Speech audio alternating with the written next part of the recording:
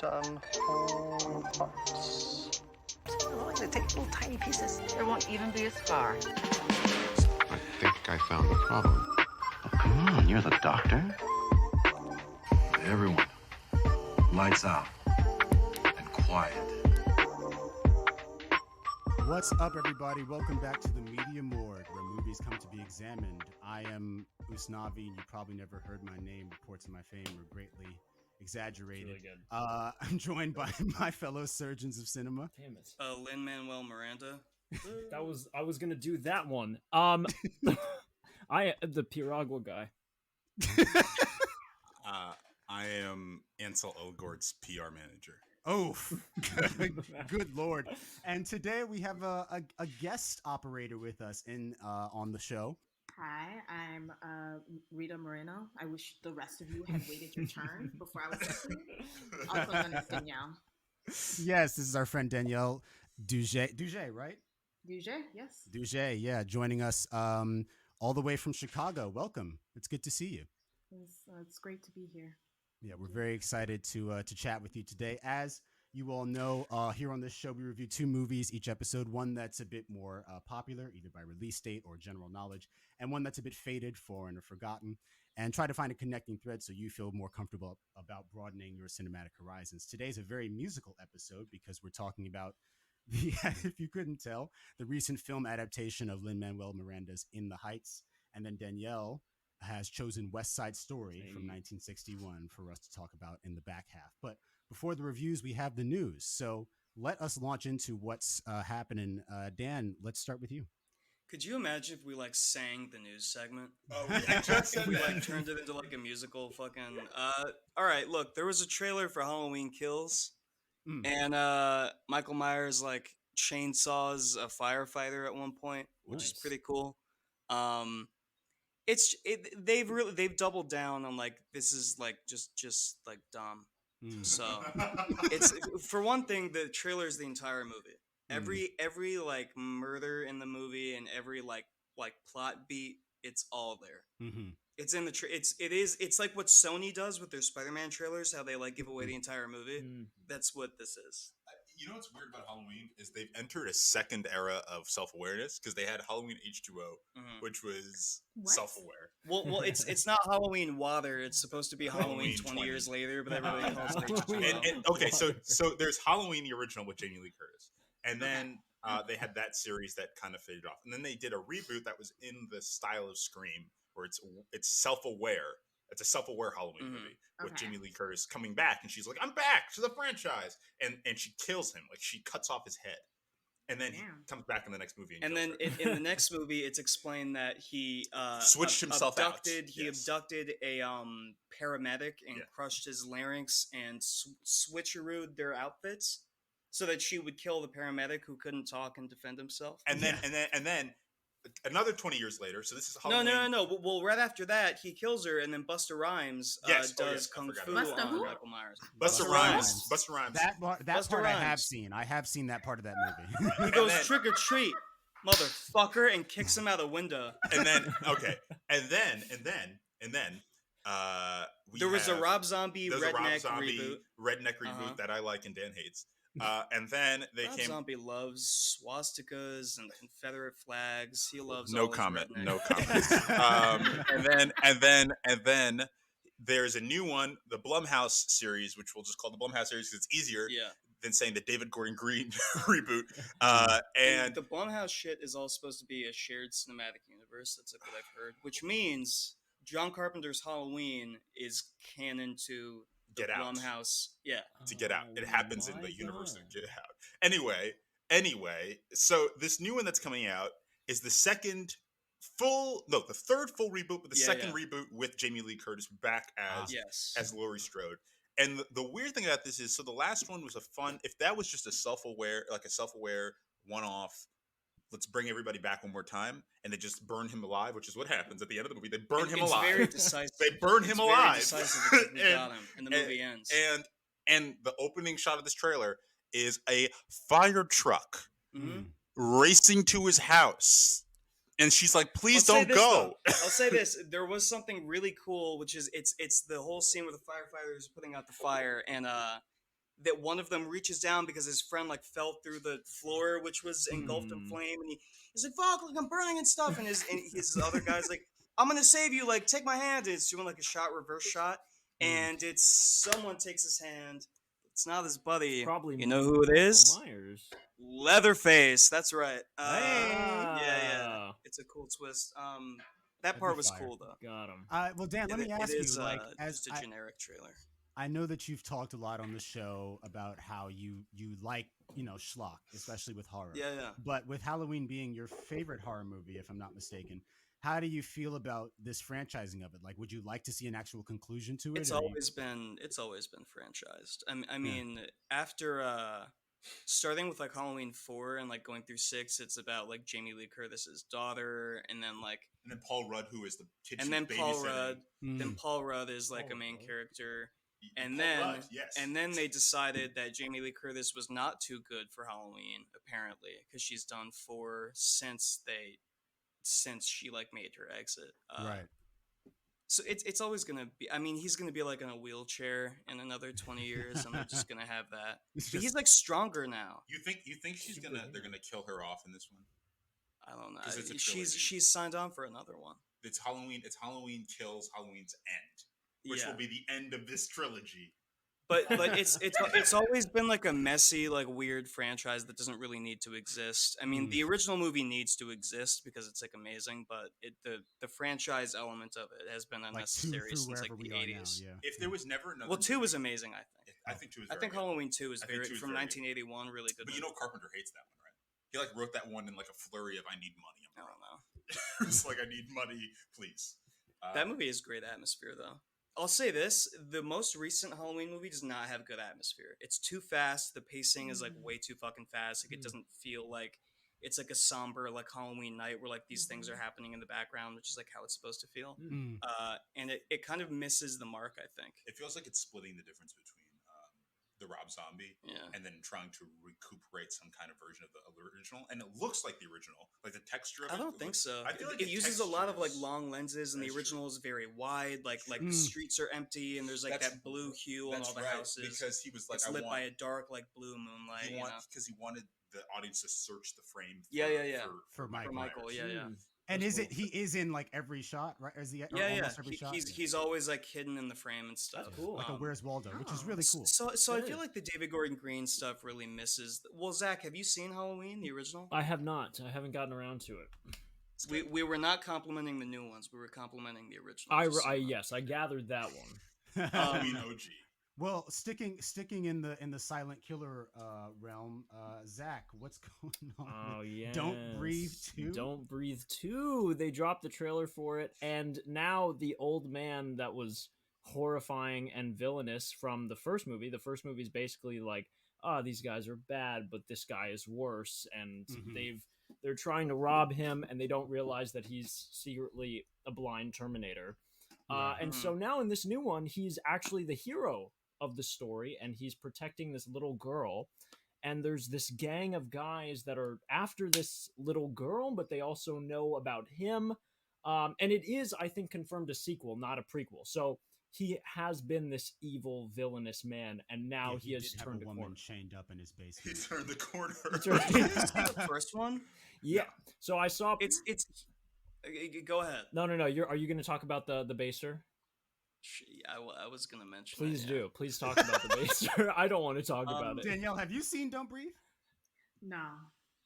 Oh. So this blind like war vet, his whole thing is that like, should he ever abduct a woman, like he has it planned. Like if a woman ever comes in here breaking the law, and it's within my right to, whatever, like to defend my house or something. Like if I ever have a woman in my clutches, my plan is that I have a turkey baster full of my semen, and I will chain her up in my basement and impregnate her with the baster, and have a new daughter because my old daughter got hit by a car or something. Yeah. You're lying to me. This is not the plot of this movie. That's the plot. That's his motivation. His motivation. He kidnaps Jane Levy and tries to impregnate her. Jane Levy? With a turkey baster. Yeah. And Zach, doesn't she like kick it and it like flies down his mouth or something? Yeah. I literally can't physically. And he's like coughing out his own semen. I can't physically talk about this. I'm like so serious. But yeah, they have that moment. It's a lot of fun. Oh my god! I actually just almost threw up like 3 times. Just Yeah, no, that does happen in that movie. Though. Yeah, that movie is insane. And it's a unique idea, but then the turn it takes, you're like, what's going on? You could say it's unique, yeah. Well, which is fine for that movie. It's fine to be its own unique. self-contained thing, and now making a sequel to it. Making a sequel where you're rooting for him, right? Where it's like, you went into the first movie. He's the good guy. Exactly, he's the good guy. And you went into the first movie, you're like, oh, he's the victim. Of course, in the trailer, they show you otherwise. But, they're robbing him. And then all of a sudden, he just, like, freaking shoots the first dude. And they're like, oh, shit, we fucked this. And so they're trying to escape from his house for the whole movie. And now in the second one, he's basically like old man Daredevil. He has that moment where he's lying in this pool of water. He's lying in this old man Daredevil. He's lying in this pool of water. Stick in the first one. And these guys like walk up, and the ripple from their footsteps, like the water ripples towards his hand, and as soon as it touches his hand, he instinctively knows exactly where they are, and he jumps up and like shoots how all many of them there are. There's like 5 of them, and he shoots all of them. So, I guess we're supposed to care about this man now, after this first movie.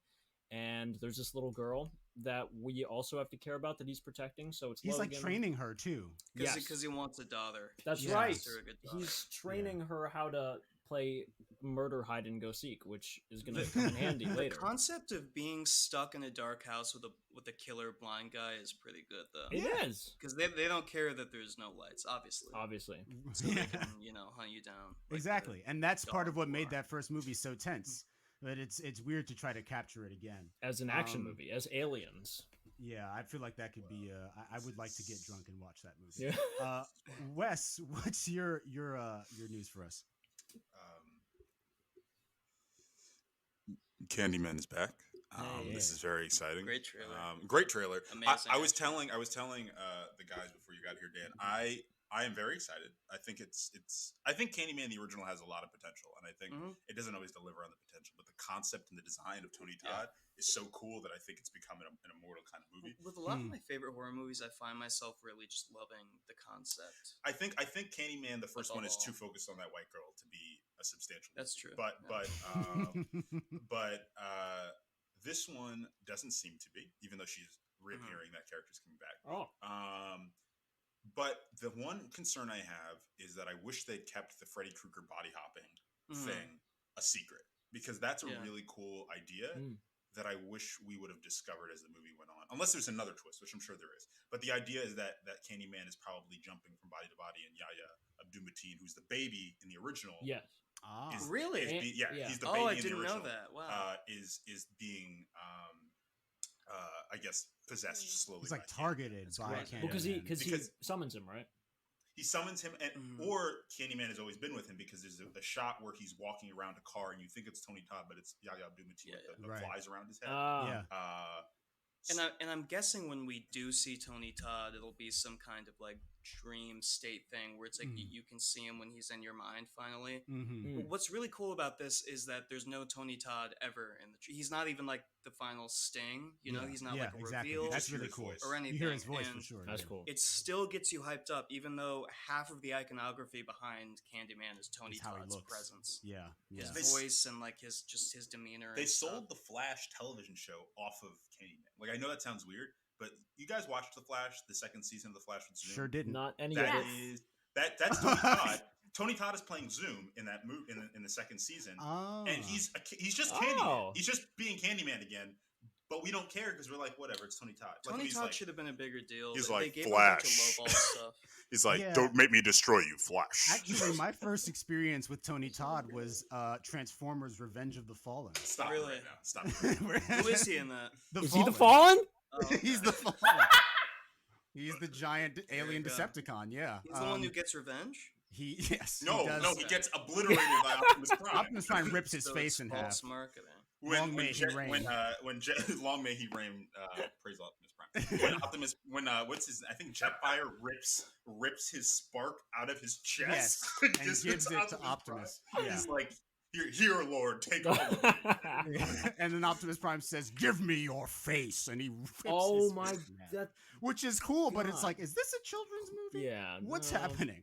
Anyway, And then Megan Fox is like, finally, Shia LaBeouf admits he's in love with me, which is the B plot. In that love that. is that he won't say I love That's you. what I watched it for, though. To be honest with you, that's what kept me going. Their relationship, yes, Their with relationship. Wiki and his girlfriend. yeah. Tony Todd takes a lot of lowbrow stuff though. For sure. They give him dumb shit all the time, and it really sucks. He did Final Destination. That's not lowbrow. It's highbrow. Asshole, and he's like just this scary like old man who like warns them about. He's like the crazy Ralph character, Right? Yeah. Friday the 13th. You know like who his career Final reminds me of Destination. is Keith David. I feel like they're both kind of stuck in that area of like they have a lot of prestige and talent, but they don't get to like Keith David is doing The Tales voice from actor? the Hood too. Well, Keith David also from The Thing though. John Carpenter's The Thing. Yeah, But yeah, Keith David at least has Greenleaf, where we're like, oh, this is a prestige actor. That's Tony true. Todd doesn't have Greenleaf. Like, if Tony Todd did like a show on like HBO, which I'm sure he's capable of doing and will do eventually, we'd be like, wow, Tony Todd, he's so good. Where has he been? Yeah. But like, he doesn't have the Keith David prestige because of that. He's on the same kind of playing field as like Robert Englund, where it's like to genre fanatics, they're an A-lister, Right. You know? Because like Candyman is so iconic, and like Freddy Krueger is so iconic, and they spout one-liners and like they kind of sell their franchise. So well, Candyman doesn't really, but they sell their franchise. I think for black people, Candyman is just as important as Freddy Krueger. No, that's what I'm saying. But he doesn't really spout like one-liners in the same No, he way. doesn't. He's like, I'm gonna kill you. I'm here to kill you. Freddy's like a rock one-liner. star, you know. Yeah. Well, Danielle and I, we pretty much had the same news item, but I'll let her introduce it as our guest. We are free at last. Lovecraft Country is done. HBO said that's over, that's canceled, and I just wanted to take a moment to rejoice about that because I just couldn't. I can't imagine what else would happen. Like what were you going to do in season 2? Like what other political topic were you going to butcher that you didn't come up with in season 1? So I never watched the show. And don't. Yeah, Thank God. I mean, I'm so here's happy the for thing you. with HBO is that like they run into, and I really love a lot of HBO's content. Yeah, but I think they run into an issue sometimes where they'll adapt. They want to adapt a book like a novel, like what happened with Big Little Lies. It's only one book, and so that's season 1. But then people love it so much that they want to see more of it. So it's like, okay, now we have to figure something out. Lovecraft Country is apparently it's based off a book, but like there's no sequel, or if it was, they couldn't get it written in time, and so I did watch it. I watched the full thing, and I did watch all of it. Did you enjoy it? In moments, I thought like I liked the Is it good schlock? No. Okay. Not even. It's too self-serious to be schlock.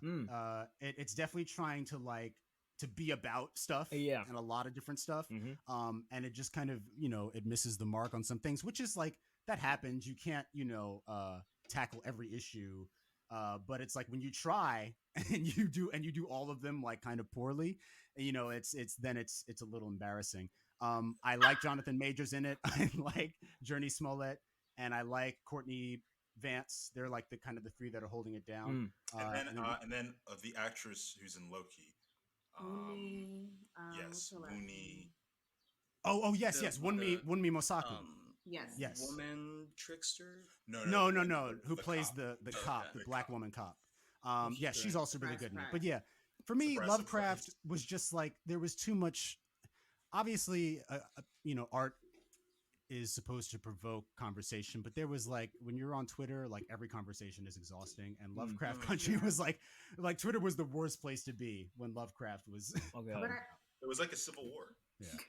But also, I feel like that's what HBO wants to do now, like with their Provoke. TVs and because like what's working for them at least is social media traffic in their, and I think all shows are trying to do that because like they get their hashtag with their little emoji that's next to it that's specific for their show, and like I think that like thinking about like Insecure and some of their other shows, and specifically like at least I'm Black, so I'm on Black Twitter, and so the way that communal like discussion around TV shows is like it happens right then and there. Exactly. And I think that what HBO likes to tap into is the fact that there's like you have to watch the night of, or you will get things spoiled for you. Like they like that the fact that like they can easily create a social media trending topic, right? That it'll be on Twitter immediately, and people will be discussing it.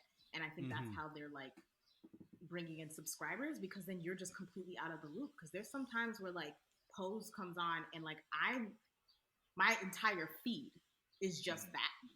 And there's no room. I can't be on Twitter for the entire day because I will get something spoiled, or like I can't join the conversation, and therefore it's not going to be enjoyable for me. And so I feel like either HBO realized it was too controversial, or they realized there's nothing left for us here, because Big Little Lies 2 was such a mess. Garbage. It was. And so like, so garbage. Like, what were you thinking? Like, I don't want to watch the white ladies get hunted. I just wanted to watch the white ladies fuck up. Like, that's what I wanted. That's what I enjoyed about it. And like drink wine and cheat on their husbands. Like, I wasn't asking for all of that. So I don't know, but I'm just really happy. Yeah, I'm personally very happy.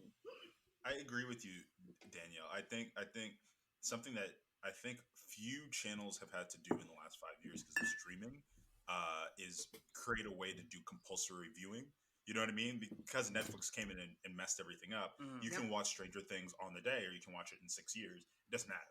Nobody's tweeting about Stranger Things except for the trailers. Right. You know what I mean? Right. And then when it drops, everybody complains, and then we stop thinking about it. Right. But something that HBO, Disney, and FX have figured out is that you can still do weekly viewing if you tap into the vein of Black Twitter specifically. And I think they all realized it during that last season of Game of Thrones, when HBO realized that Black people love Game of Thrones, which is weird, but is the truth. You know what I mean? So I think they realized that, and Disney realized that, and FX realized that, and they were all like, "Let's make sure our content hits that artery." And I agree with you. I think Lovecraft Country got such bad blowback at the second half of the season, and almost all of the blowback was negative. Like almost all of it was like, "What is this? What are you doing?" That they were like, "There's no more veins to tap." And also, she's doing the Black Canary TV show on HBO, so she's right. They already Journey. Piggyback on that thing you said about like shows coming out like on a weekly basis. That's just more like engaging and fun, isn't it? As opposed to like a House of Cards or like a Stranger Things, where like it all drops at once. Like you said. Like I remember you have a water cooler moment. That's what I was about to say. The stress of the water cooler, or like the stress of like, I have to get to the kitchen and grab my popcorn before the commercials are over. Like that is part of the viewing experience. It is very communal. Like back when The Sopranos was coming out, like there wasn't like social media. Like you were just watching The Sopranos and then going into work and talking about it to your coworkers. Same with like kind of Breaking Bad. Not really though, because we still had Twitter and all that. It was just starting. But, you know, like stuff in the 90s, like the X-Files and Twin Peaks and stuff. Like you had to share VHSs that you would recorded and stuff, and like TV watching became very communal, and Netflix in a way erased that. Not to sound too much like a boomer, because I love Netflix, but it is nice that we still have TV coming out that we can like have this communal relationship. I think like you said, Wes, they realize they can split the difference, and like Netflix's model is working for Netflix. I don't see them abandoning it. But because the binge model is like, listen, when Daredevil season 1 came out, I watched that whole season with my dad. That day. We sat down and watched almost the entire season. Same with Jessica Jones. I remember counting down the days until Daredevil season 2 came out. That was like the most loaded season ever. It had the Punisher. Elektra. I remember Jessica Jones was probably their peak, because I remember Daredevil came out, and then people were like, "Daredevil's great," and then Jessica Jones came out, and people were like, "Oh, David Tennant is in this." And I remember people would binge the first 4 episodes because they put him at the end of like the 4th episode. So he shows up and you're like, "Oh my God, that's the Doctor." Now I got to keep watching.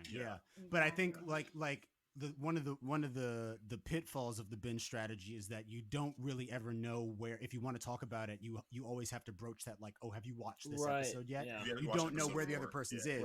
With the weekly, you know that they can only have seen as many episodes as you have if they're watching it. So it's like, have you seen the latest episode, as opposed to have you finished the entire series? Because I'm going to talk about it. As opposed to, but I think, I mean, Lovecraft. I think in general, what I want to take away from Lovecraft Country and even Watchmen, which I also think is discontinued. Nothing. But that like it's okay for things to be miniseries, Yes. and Let them there's be miniseries. exactly. There's that gap between, okay, there was like, we're watching a movie, there was more story here, we want to tease it out. There's a healthy gap between that and a 16 season television show. You know what I mean? So you can have that like, that tight 8-episode arc, and end on a question mark or even end on a period. I feel like either way, like one of the big things with Game of Thrones is that they went for 5 seasons and then they had what I understand to be a lackluster and messy finale, and no one was satisfied with it. So it's like, I would almost rather, even with a show I don't care for very much, like Lovecraft, I would rather it have ended and made the point that it wanted to for that season than try to figure something out and stumble into a second and third. Right. Well, at the risk of extending this conversation too far, but I'm interested in what your guys' thoughts on this is. I wonder if HBO's limited series model, which has kind of become their model, like they have the Euphorias and all that, which are multiple seasons. But even Euphoria season 1 is kind of a movie. It's like that's one movie, and I wonder if HBO isn't splitting the difference between just essentially making an episodic movie, because I feel like they pick a central director. They have essentially the showrunner position, and then they have a showrunner director who directs the pilot, the finale, and some of the major episodes. And I wonder if HBO isn't just making movies that are episodic. You know what I mean? Like that's what they did with I Know This Much Is True, which Mark Ruffalo just won an Emmy for. Well, what separates HBO from all the other streamers is that they made movies first. Like they're a movie place. Everyone else is a tech company. So they're interested in film. They're interested in filmmakers and auteurs and their point of views. So like the art on the front end, that's why we get the type of television and film from them. That's a good point, actually. At that level, it's not just because their brand is prestige and because they've carefully curated that brand, but because that company began as a place for movies, home box office. And boxing. And Skinamax. And that. Yeah. But tours? Did HBO used to play like porn late at night, or am I? Yeah. Oh yeah. Because I remember like flipping through the channels like as a kid, and they had Oz. They had that prison show Oz, and Oz was just full of prison sex. Yeah, that's not porn. there was actual porn on HBO. I'm sure, but every time I put on Oz, it was like hardcore like prison sex. Yeah, well, that's also part of their brand, is that they can do things that no other service can do or channel can do. Yeah. But I think that was a great warm up, y'all. We'll take our first break and we'll come back to talk about In the Heights. So stay tuned. Nice. Oh boy. Nice one.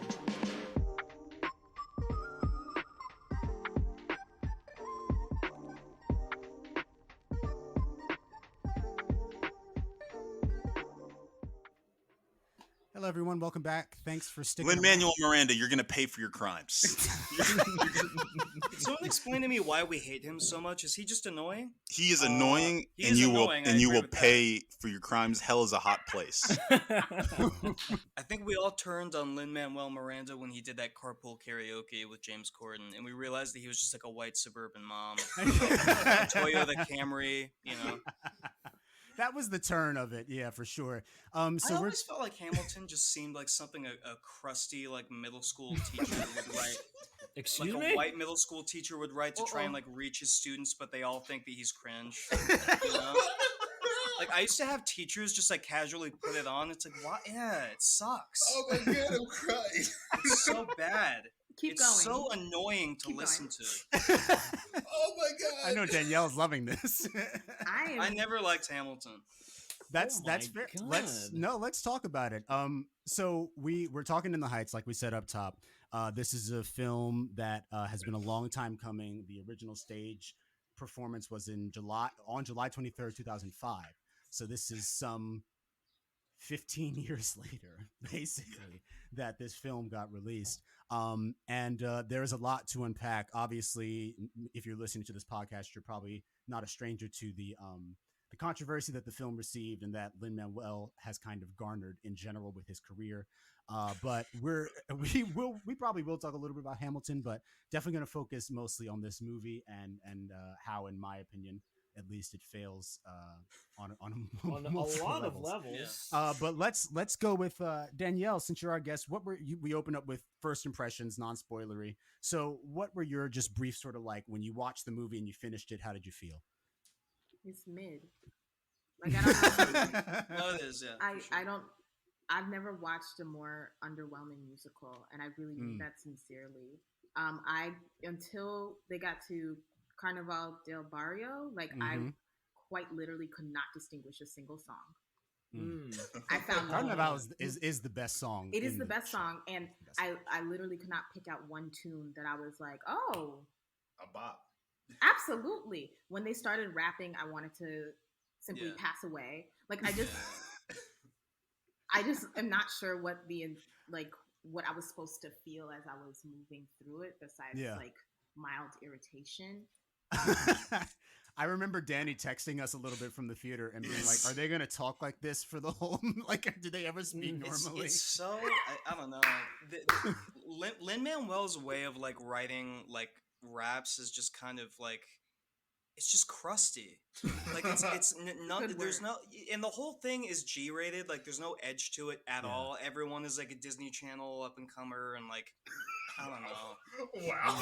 It's so like polished and clean, and like everyone's just like got these huge smiles plastered the whole time, and like I wasn't. I definitely got Disney Channel vibes. Can I tell you guys that we have watched 3 or 4 movies from the HBO Max service and have dogpiled all 3 of them, and none of you are going to get jobs at HBO. I saw this in theaters. Goes like, oh, like it's a musical. It's gonna be like crazy, and like you want like the surround sound and shit, and like it just felt like I was watching Disney Channel. I also saw it in theaters. Yeah. What a mistake. And my theater was split, by the way. One lady by the end of it was like crying behind me, and crying over what? 2 guys in the way front were booing Lin-Manuel the whole time when he showed up on screen. Danielle, what were you gonna say? I feel like Disney Channel is right, just because it gave the set, the colors. It gave Disney Channel Disney Plus specifically, like those remakes that they do. It had the same tone, the same colors, the same set vibe. I don't know what else to call this thing that Hollywood's doing, but it's so ugly. I don't know how else to say. Like it's too clean. It's too boring. Yeah.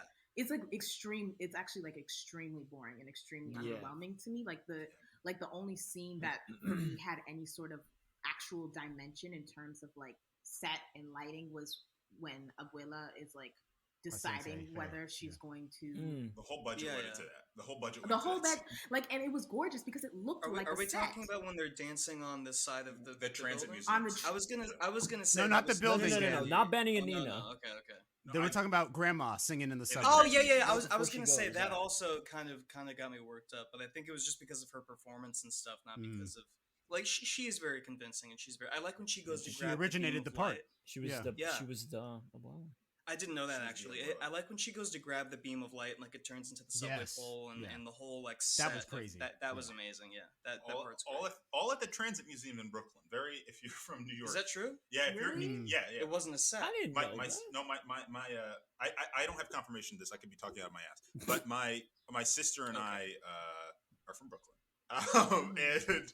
And we've been to that Transit Museum a million times because our mom is a teacher. It was filmed there. I looked it up, but the tunnel is actually the 181st Street one train station. You know how tough that is to film half a musical number at one place and then film another part of it. Yeah, 16 miles away. Yeah.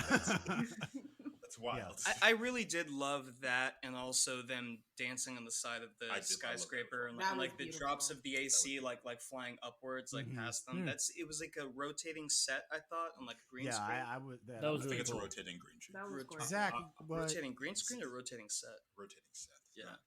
Go ahead. I was going to ask Zach. I mean, did you get to see In the Heights at LaGuardia when they put it up? I sure did. Wait, you guys went to LaGuardia? I went to LaGuardia. Have you heard of the LaGuardia school? But how did you feel about the movie? I really liked when they did it at our school, but I did. I loved it. About that. I loved it. That was what got me into the show. Exactly. Yeah, I had never seen anything really like that, and I think LaGuardia did a great job with it. So I was a huge fan. I kind of realized though, I actually am not a fan of a lot of the songs of In the Heights. I'm kind of every time, and they even cut a few of the songs that I really don't like. And I would just kind of, I could easily skip a lot of those songs. So that's one thing that I forgot about until I saw the movie. I have a whole list here that I can just hit really quick. That's what I'm going to do. Wow. Oh, wow. Here's what I'm going to I say. know that you really like Benny's, what's it called? Benny's Dispatch. Benny's- I don't. yeah. I auditioned. I auditioned for Benny's part with that song. It was a mistake. Oh, but anyway, Zach, I was criticizing that song, and you were laying into me for it. yes, it was an easy. How one the to... tables have turned. No. Yeah, I think Benny's Dispatch is fine. It just has a special place in my heart. But anyway, they ruined the dynamic between Nina and Benny, which I can't really forgive. Like any tension between those characters was annihilated. Blackout is supposed to culminate in this really epic moment with the two of them. That is probably my favorite part of the show, and they cut it so that they could give Usnavi and Vanessa a little extra thing, which was sure fine. Even though they get champagne at the end, whatever. Yeah. And I didn't like the lens. I thought they could have just again, it's that kind of thing we talked about with the Disney thing. You know what I mean? Everything ends happily ever after. Whereas in the original show, it feels a lot more ambiguous. There is a little bit of it's a question of what tomorrow looks like. And in this one, there's no question. Everything ends up totally fine. There's a couple questions that we'll get into. There's no question about Usnavi's life, but there are some characters that drop off the face of the earth by the end of the movie. Yes. Would it happen to be the two black people in the film that we don't know what happens to their fate once they finish dancing on the building? Yeah. The only two in the whole film? Exactly. Yeah. Well, Wes, I mean, you've interjected a little bit of your thoughts here and there, but is there, before we get into spoilers, I have not seen the Broadway show. I listened to the album a lot in high school because it had just closed its Broadway run when I was entering high school, so it was still really big. It was like the intermediate period between that and Hamilton. Okay. I think there's some good stuff here. I think Corey Hawkins is great. I think he's like the best actor in the movie. Like, he's very well cast. I think he's given a pretty good performance. He can sing well if that is in fact his voice. I hope it is. As far as I've been able to find. I thought his scene on the side of the building is really well shot. Yeah. There are points in the movie where I'm looking at John Chu and I'm like, wow, you're really doing a good job translating what could have just been a stage show into a movie. And then there's other times where he's doing literal filmmaking, like scenes without music, and the filmmaking falls through. Like it feels like it. My friend Patrick, shot for coverage. My friend Patrick Nichols, who Danielle knows, and hopefully we'll have on the show in the next couple months at some point. But he made a great point. He was like, the musical numbers are great visually, but the minute it becomes human drama, the film becomes a television show. Like it's shot like a television show. It's a lot of shot reverse shot. There's very little, and I don't want to be like mean, but there's very little. But there's very little being communicated from the camera work, and it's because and it's like what you Dan and Danny said, which is like, the film has no edge. Like there's no edges to it, and that's like a visual thing. Like if they had shot it on film, maybe it would have had some edges. But also, there's no textures to the world. Like it doesn't feel like it's made by someone who's been in New York for any extended amount of time. It felt like sets. The whole like thing. Broadway It feels like Broadway sets. It feels like first also the fact that Washington Heights doesn't feel like Washington Heights. Like Washington Heights is not and we're gonna get into this. Oh, we will get into this. But Washington Heights is not an equally divided Latinx neighborhood. That's not how it works. It's not predominantly Dominican. It's predominantly Dominican. And the scene where they're all holding up their flags, I was like, this is not how this neighborhood functions. Like, I don't know why would you create a fever dream of what this is not how this neighborhood functions, and it gives the movie. It seems super disconnected. And the issue is that the issue with it is that it makes the movie inspecific. And that's the issue with the entire movie, is that it's an inspecific movie. Yeah.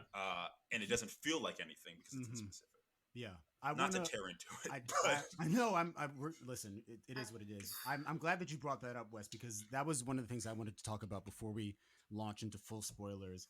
Is just like growing up in the part of Harlem that I do, Hamilton Heights, which is just a few blocks away from the beginning of Washington Heights.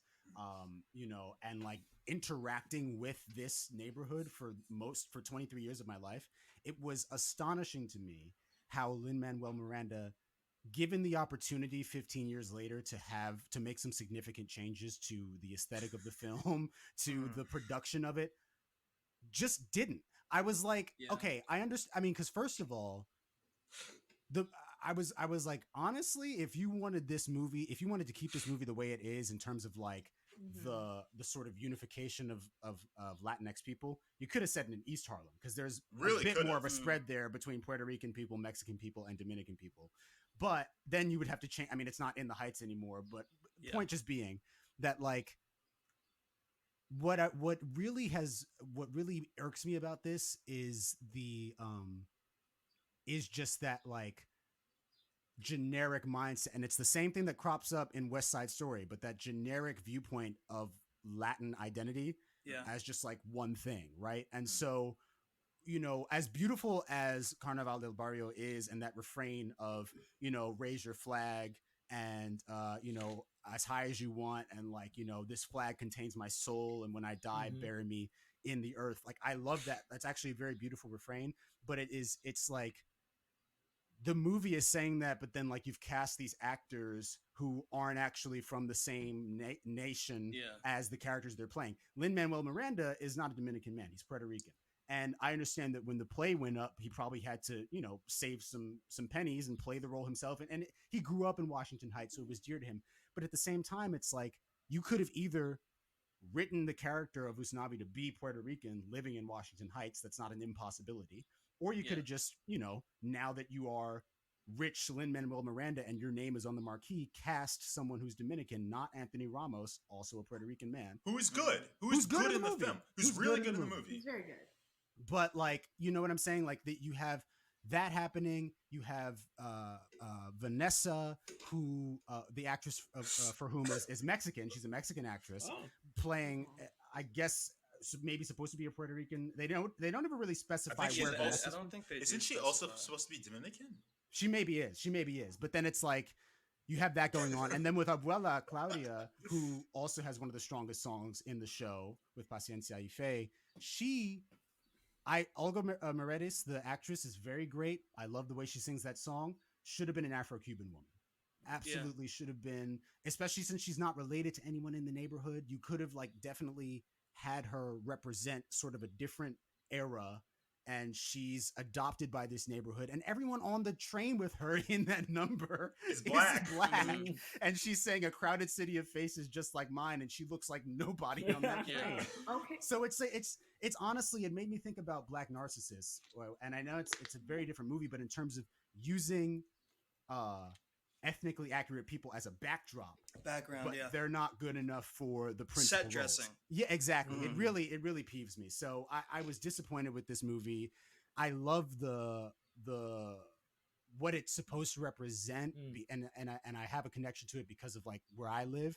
But I just feel like that they made some of the same mistakes and made even worse mistakes 15 years later is like ridiculous. So I just feel like we should come to the conclusion, and y'all cut this out if it's too much for your podcast, but Lin-Manuel Miranda does not like Black people. Like, he's consistently, how is your work consistently erasing us from our context? That's weird. What's the obsession? First, we're slave owners. Now we don't exist in a neighborhood.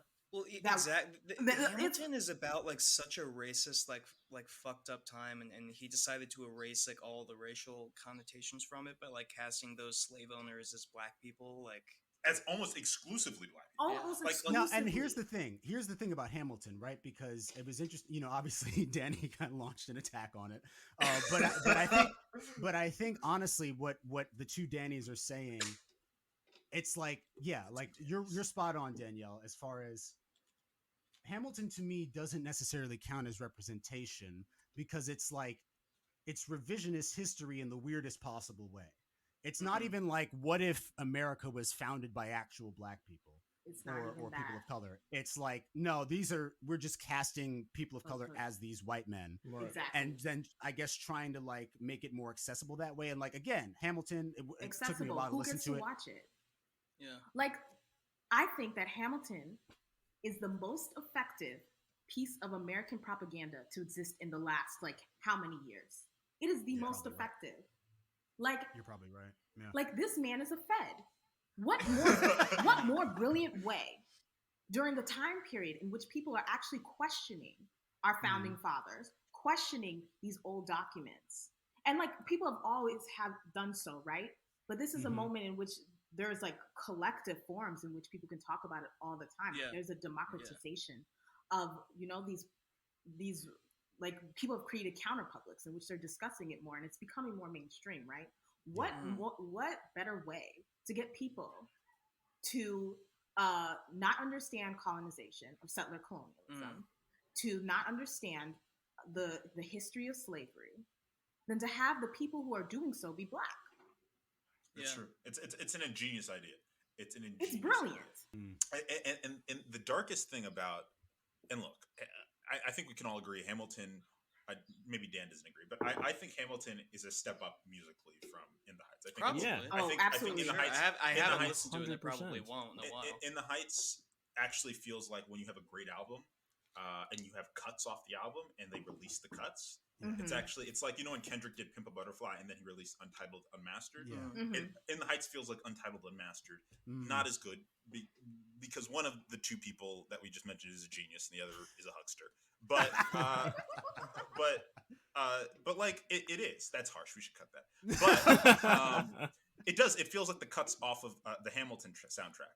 But that's fair. But the most sinister thing about Hamilton is that the whole time In the Heights on the press junket, which no one has prepped the actors for, none of the actors knew what to say. And By this the is way, integral. Wes, I'm sorry, because you're about to make a really good point, but I just have to say the reason I came into this movie side eyeing not only Vanessa but the actress that plays her is because of that dumb what she said on the press, which is basically, no, there were Black people in the callbacks, they just didn't get the part. Yeah, dude. But just shut up. Just don't talk. I didn't see that. But this is integral to the movie, and I know people have been trying to be like, just watch the movie. I can't just watch the movie because it is integral to the movie. Exactly. Because the defense of the movie about why there's no Black people in the movie, no Afro-Cubans aside from Benny, who is Jamaican. He's Jamaican in the movie. He has a Jamaican flag in one shot. Yeah. It doesn't hold any bearing on his character. Whatever. Anyway, the defense has been that that we are just trying to essentially portray a melting pot of Latinx culture in this movie, and that includes more things than just Afro-Latinos. That's what the argument burns down to, essentially. But how did you manage to find that many Black people for Hamilton? Like, Hamilton has got 3 major Black stars Tonys on the same night. How did you find that many Black actors for Hamilton, but they just disappeared when it was time to do? They just vanished. Because melting pot doesn't mean, like, the fantasy is that Black people don't exist anymore. Like, that's what the melting pot is. Like, if we're gonna be very frank, like La Raza. Well, that's what West Side Story is about. Like La Raza Cosmica, like this concept of, or mestizaje of like we're all like, you know, that scene where she's like, our ancestors survived slave ships, and I was looking around like, not all of y'all. Our ancestors, she's like, our ancestors survived genocide. I was like looking around like, not all of y'all. And like this whole idea that we're the perfect race because we're just completely mixed with everything. Yeah. Like hashtag mixed. She's biracial. Like that whole like moment that they're giving, it doesn't include Black people. They don't want Black people to be included in that moment. That's and true. It's a desire for whiteness. Yeah. The here's the thing. We are now reviewing Hamilton and In the Heights. They're the same thing. They're the same musical. Regarding Hamilton, they are the same musical. Regarding Hamilton, I think like it is at least kind of a musical achievement in terms of it being like Wes said. It's like what I thought was cool about it when I did finally listen to it is that you can listen to that whole story. Regardless of what the story is, but you can listen to the whole story on Spotify. You don't actually have to pay to see the show, which I think is part of why it was so popular because it's essentially an opera and rap, and you know, with some songs sprinkled in between there. So that was cool. I think the reason that I still tend to like In the Heights more is because it's at least it has the potential to feel like more of a real story. And but again, like even with the, I guess just to circle back more directly to In the Heights, when we're talking about the specificity of the neighborhood that seems to be lacking, right? The way that the music is arranged is pretty exclusionary towards like Dominican bachata, for example. Like there's almost no, which is like I mean, they have a lot of salsa, which is Puerto Rican. They have some cumbia, which I think is Cuban. You know what I mean? And they have like tango, and they have a bunch of other stuff that is again creating this like homogenous Latin sound. Right. But it's not.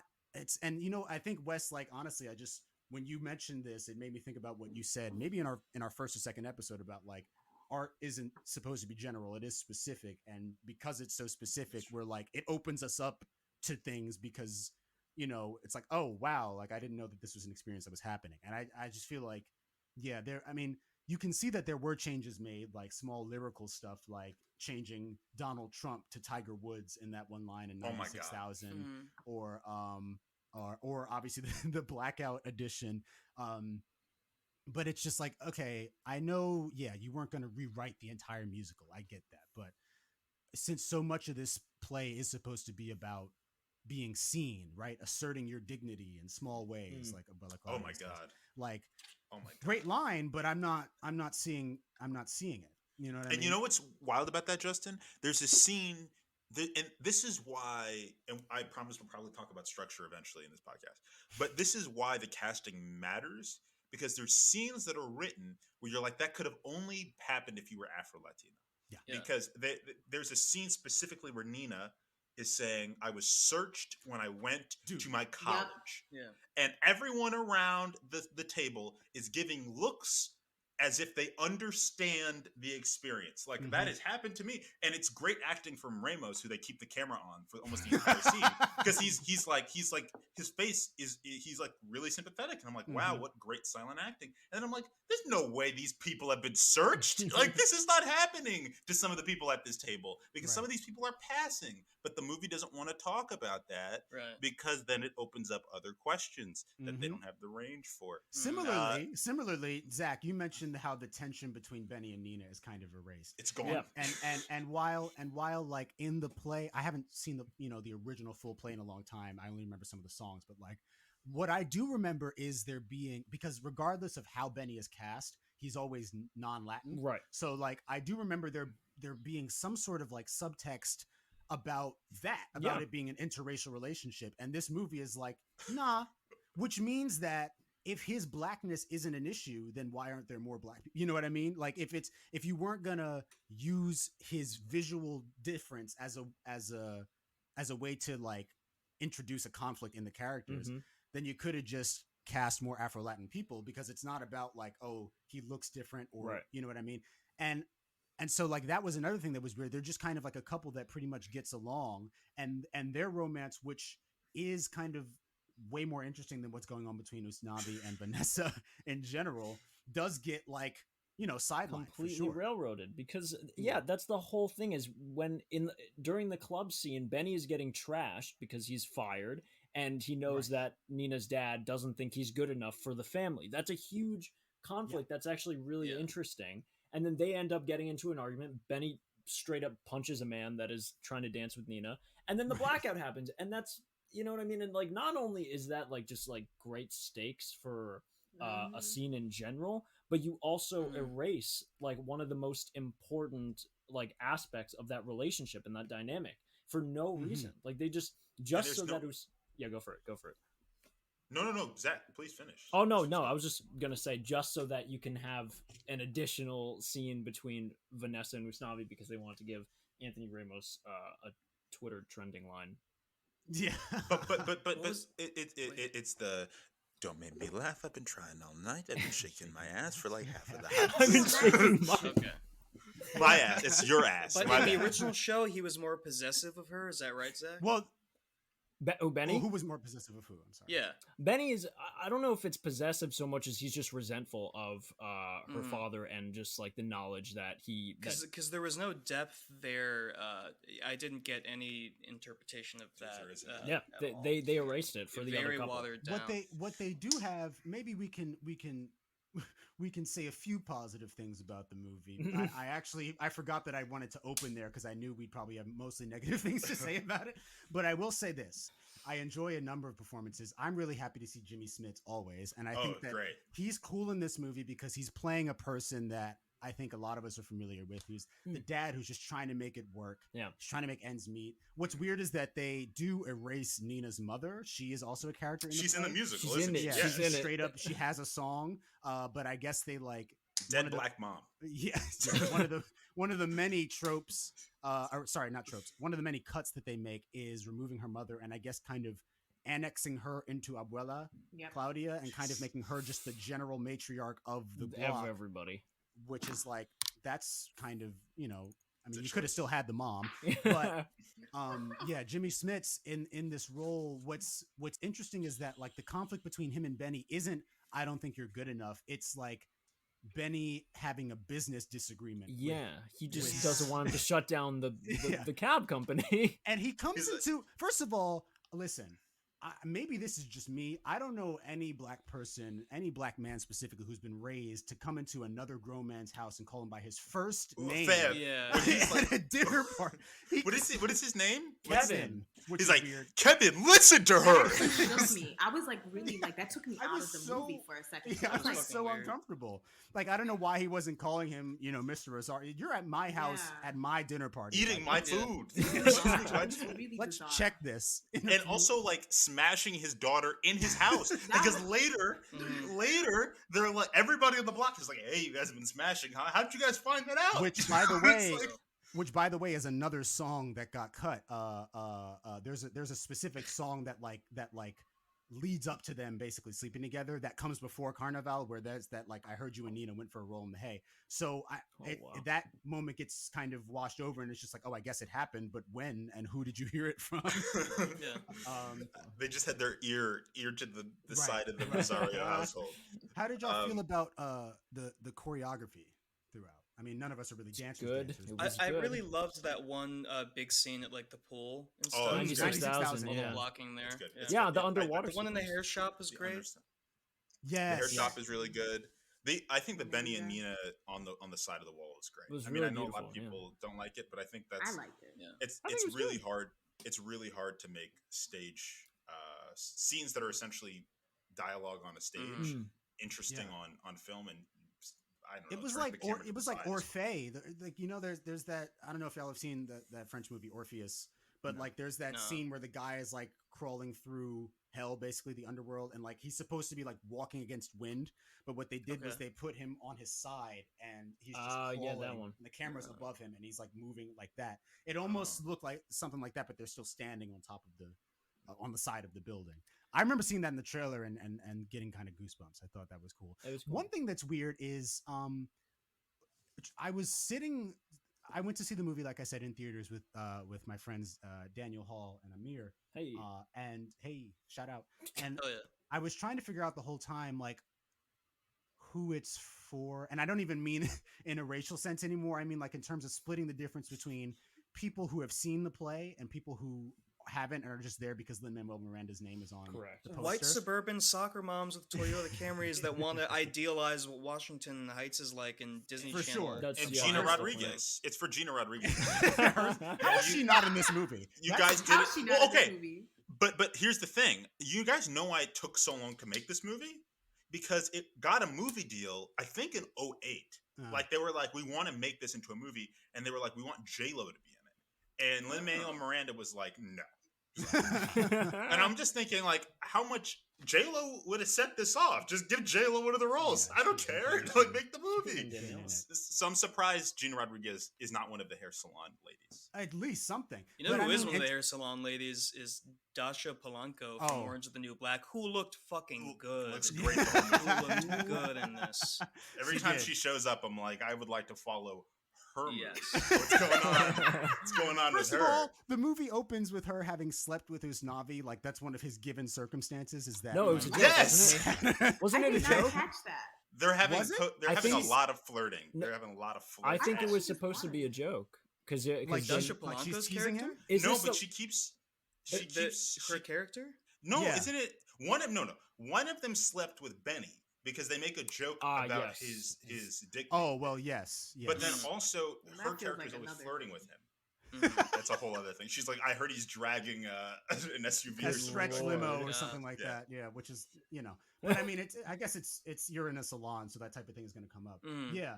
But I was the reason I was bringing that up is to say that, like, for example, they're counting down to the blackout for the whole movie, and that just feels like failure. That undercuts it because the blackout is supposed It's to surprising. be kind of it's a blackout. You're never like You're not expecting it. It keeps saying 3 days until blackout, 2 days until blackout, 100 hours till blackout. You know what it felt like to me was like, because they're leading up to blackout, right? It's supposed to be this huge thing, and then they fucked blackout in the end anyway. Like, they Which don't. is such a good song, and it actually ends the first act. I've if I'm never not heard mistaken. anyone say they fucked blackout. Well, they did it this time, Danny. First for that. But the worst part about, not even the worst, excuse me, because there's many things wrong with it, but also they just cut off the last line, like where it's like, in Washington Heights, right? Like, that's how it closes the first act. They actually just cut that.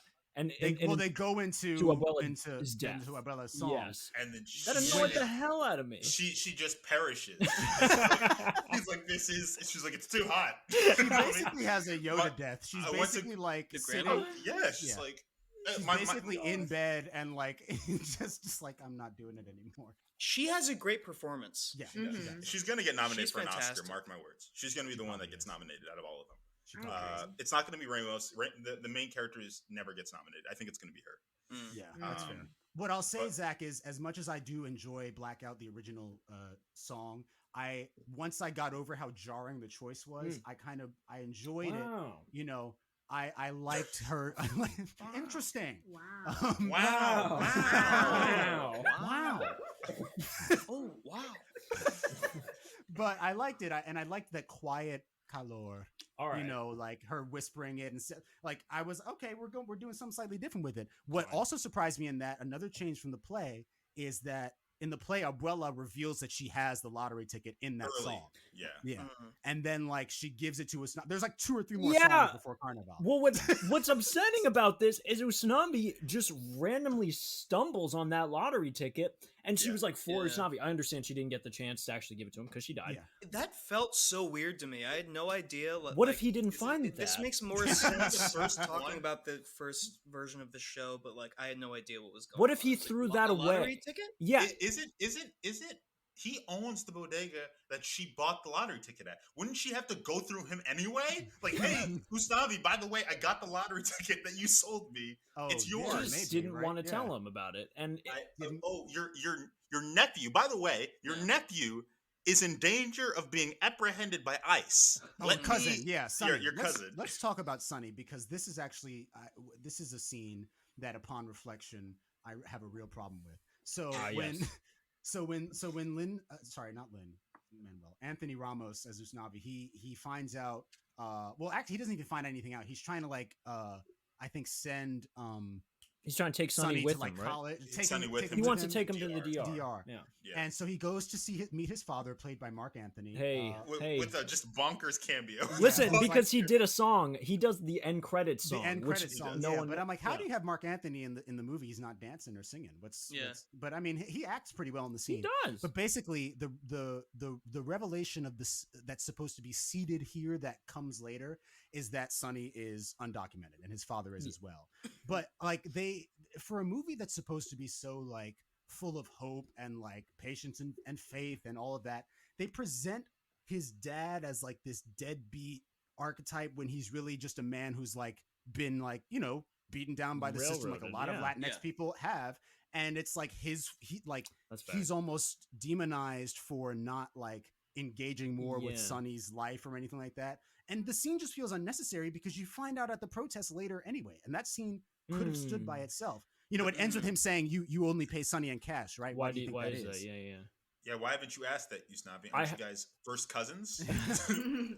So I just was like, that scene felt very much like a studio edition of like, we have to talk about this.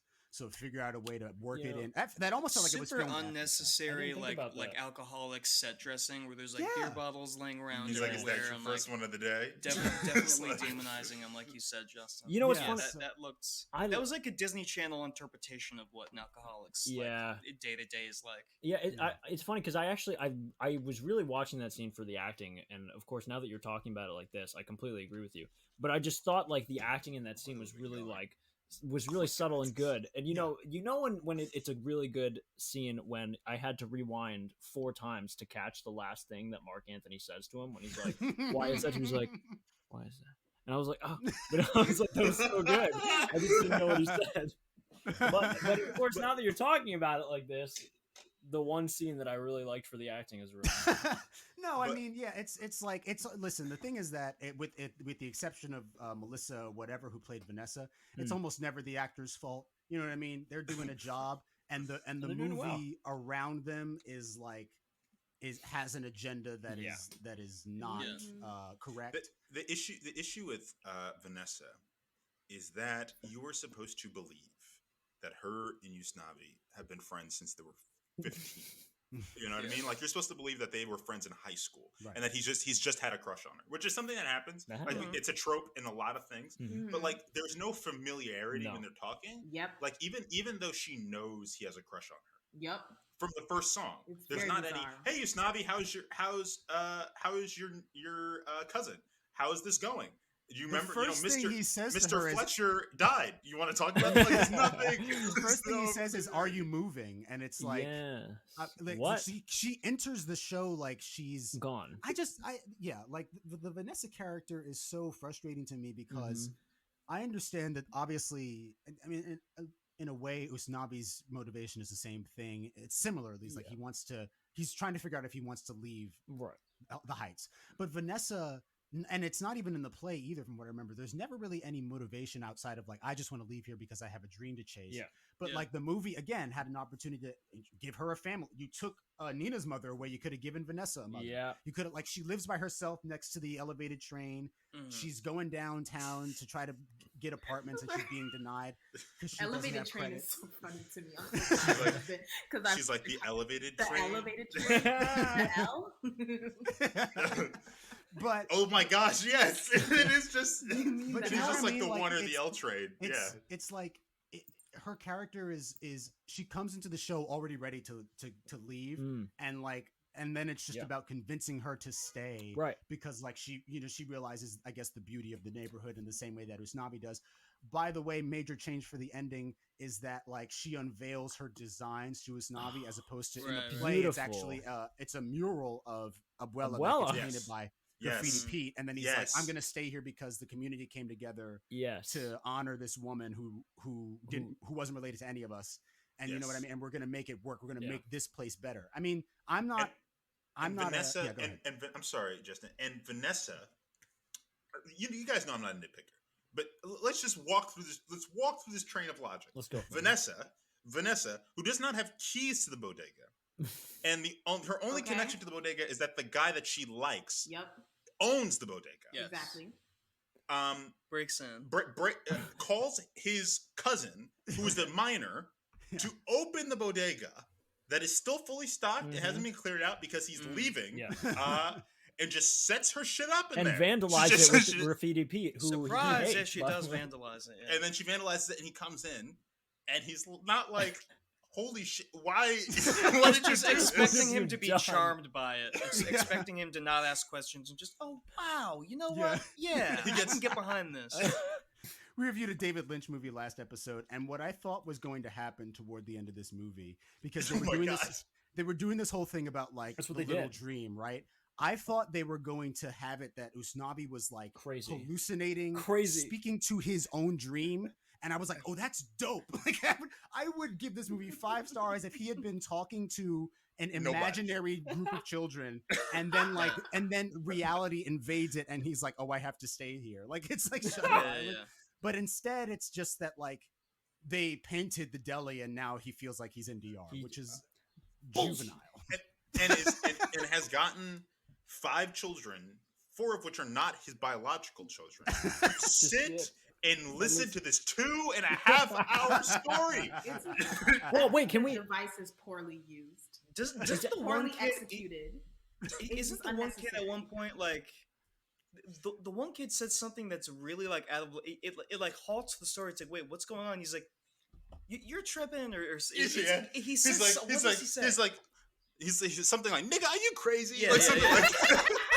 And like none of the other kids fucking talk like that. It's the only time one of them says something like that. Or he's like, what you talk about? Yeah. Yes, that's like what. that. That's exactly. He does the I what you talking about, remember. Willis. Yeah, But and it's but the thing is you have to understand how intricately Usnavi's telling this story, because when he steps on that sewer hole opening in the He's a beginning with the master gum, storyteller. it cuts back to him telling the story, and the kids are laughing because he Right. must have told them. Yeah, that, yeah. And then I stepped on that. Oh, gum. and by the way, I stepped on some gum. And then it and comes it came up and it made like a cartoon noise. It was like, And he's they like, were oh, and by the way, you know, I run this bodega, and this one woman came in and flirts with me every day. And also, that woman is not true. It's like How I Met Your Mother, where you're supposed to believe these kids. oh have yeah. sat still. Also yeah. for- Hey, 4-year-old girl, let me tell you about how my friend Benny has a stretch limo in his pants. And then we're supposed to believe that little black girl is the product of him and Vanessa. Yeah, it's just so like these kids are hearing every line of dialogue. every stage direction so as they're well. Hearing, like, you've been shaking your ass for half of the heights. and he's supposed to, and we're supposed to also believe that the kids are privy to information, because if this is the framing device, it means Usnavi has to be present in every single for scene. situations they're that he's seeing not the in. abuelas. Yeah. They're seeing the abuelas. As well as hallucination. Deep subconscious musical number. Yeah. And then we're also supposed to believe, because there's a scene where she dies and Usnavi says nothing. He just like looks Usnavi to is the God middle in distance. this. He's omniscient. Because Actually, Lin-Manuel Miranda has a god complex. No, he is God. He is God in the movie, because he's everywhere. He's in the background of Usnavi's every shot. mind. He's Michael Myers in this movie. Because there's a scene where Usnavi looks up and sees all the people from the neighborhood singing to him, and Lin-Manuel Miranda's there. He gets his own little solo moment too to sing. That's to. like What's it strange alone. to me, and I was talking about, she told me that I had to shout her out, otherwise she wouldn't listen to the episode. So my friend Val, who I know Zach knows, but we were talking a lot about this movie, and like, What's up, Val? what would have been interesting is, okay, obviously you want to do a Hitchcock thing. You want to honor the guy who wrote the musical. Have Lin-Manuel show up in the opening music number, and that's literally it. I don't want to see hide or hair of Lin-Manuel Miranda for the rest of this movie. Instead, he is an honest to God supporting character. His ego will not allow it. This man's His ego will subplot. not allow it. He has deluded himself to the fact that he thinks he can sing. Like, the man is nasally, he's flat, and he's pitchy. And I have been out of learning music for a very long time. Yeah, but Consistently. Danielle, it doesn't even. There's scenes where he's in it, and I'm like, you could have cut this scene and put in a Benny and Vanessa, a Benny and Nina bit, No. because But I just want to. I just want to. Because Two and a half minutes devoted to the Piragua song. Miranda. With Two Christopher it's Jackson. Two Piragua songs. I just want to say, again, that Lin-Manuel Miranda being inside of this man's fantasy is the same thing as if I was like, guys, I'm leaving the media morgue, and I saw a fantasy of all of you guys, and then also the guy who runs the Mr. Softy truck outside. He is so inconsequential to my daily life, and yet he's everywhere in the movie. He's in the fantasy. He's in the end credit scene. He is the end credit scene. Lin-Manuel Miranda has a singer. character poster for this movie. He does, yeah, he does. They have him as the Piragüero, and I'm like, why are you? His movie's already on the poster. He's already selling it. He doesn't need to be in it. They could have just said Lin-Manuel Miranda's in the Heights. Like, it wouldn't have been that hard. His ego will not allow for it. He needs to be a part of every part of the situation. He's an egomaniac. He is the man who created a fictional version of Alexander Hamilton that bears no resemblance to the actual Alexander Hamilton, just so that he could have. And I have a friend, Abby, who also listens to the podcast, who was like, think about this for a second. There are 3 women in Hamilton that are speaking lines, and all 3 of them he sleeps with over the course of the thing, or it's assumed that he sleeps with them. He has created a role for himself where women are throwing themselves at him in the play. You want to know how I know this man has the biggest ego on earth?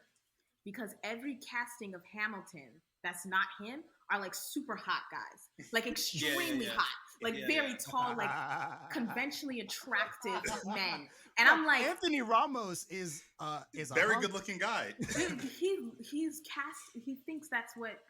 That's his reflection. He thinks that when he wakes up in the morning, I'm like, is that what? Baby. Listen. If Lin-Manuel Miranda is listening to this, I know you're not. We're very sorry that we're dumping on you. Right. I don't know. But I'm sorry if anti-black ass can hear it. But Anthony Ramos is, when you're listening to him, you're like, he is so good. Lin-Manuel Miranda is not even in the same ballpark as you. Like, they should have written new music for Anthony Ramos because the it few almost times feels he does get to sing, it's like it's so good, and you're like, it's almost like he's a major league player and he's batting with Little League because the role has been written for someone who doesn't sing, who has a limited skill set. He's a great writer, but he's not a great performer. Right. And then Anthony Ramos comes in and finds even the opening scene where he's doing $1, $2, and they keep flipping, and he has so much charm and charisma, and you're like, how could anyone else have done this role that doesn't have this skill level? You know, exactly. I listen. We're going on almost an hour talking about In the Heights, and it's been a great conversation. But I guess to bring it home, we're about to move into West Side Story, and I think what hurts the most about In the Heights is that I do believe that if his head was on straight, Lin-Manuel Miranda actually has the potential to create the new. Like, In the Heights could have been the new West Side Story in a lot of ways, in terms of like, but I mean, it could have been something that does capture New York in an authentic way and does capture. I mean, not that West Side Story necessarily does the next thing, but captures people of color in an authentic way, and it just doesn't. So, I'm going to give it 2 Piragua carts out of 7. Oh God, I'm never ready for these. I'm going to give it 2. What's the actress from Orange Is the New Black's name? Dasha. Dasha. Yes, I'm gonna give it 2 of her Nike like sweatsuit thing that she wears the whole movie. 2 out of 5. Yeah, I mean, this is just Disney shit. I give it the same rating as fucking I don't know, Dog with a Blog. Sorry, it's like damn. I thought you were gonna be hella disrespectful and say High School Musical 3, which is a cinematic masterpiece. Or like Jump In with Corbin Blue, the jump rope. That's musical. actually much more what it's like. I actually liked that as a kid. That's very much what it's like. Danny, I could have sworn you liked this movie. Huh? I could have sworn you liked this movie when you said. I really like the scene where they're dancing on the side of the skyscraper, and the scene where the abuela is hallucinating a swan song to her life. Yeah. I like those 2 sequences, and I was annoyed by the rest of it. Exactly. So I don't even know what I would, because I don't want to be disrespectful and give it a 1. Like there are things that I think are captivating, but they're very few and far between. I think like the rest of you guys, this is like a 2 out of like 9. Yeah. I'll go ahead and just give it a 3 Usnavi trying to open a bottle of champagnes out of 10. Wow. Let me get this gold shit off. and Danielle? I think I'm gonna give it like a 2 no me digas out of 10. Like, yeah. Yeah, as in, don't tell me anything more about this movie. Yeah. I can't believe this was made. That's. That does it for our thoughts on In the Heights. We're going to take our second break, and then Danielle's going to lead us through West Side Story. Hey. If you're a fan of it, approach with caution.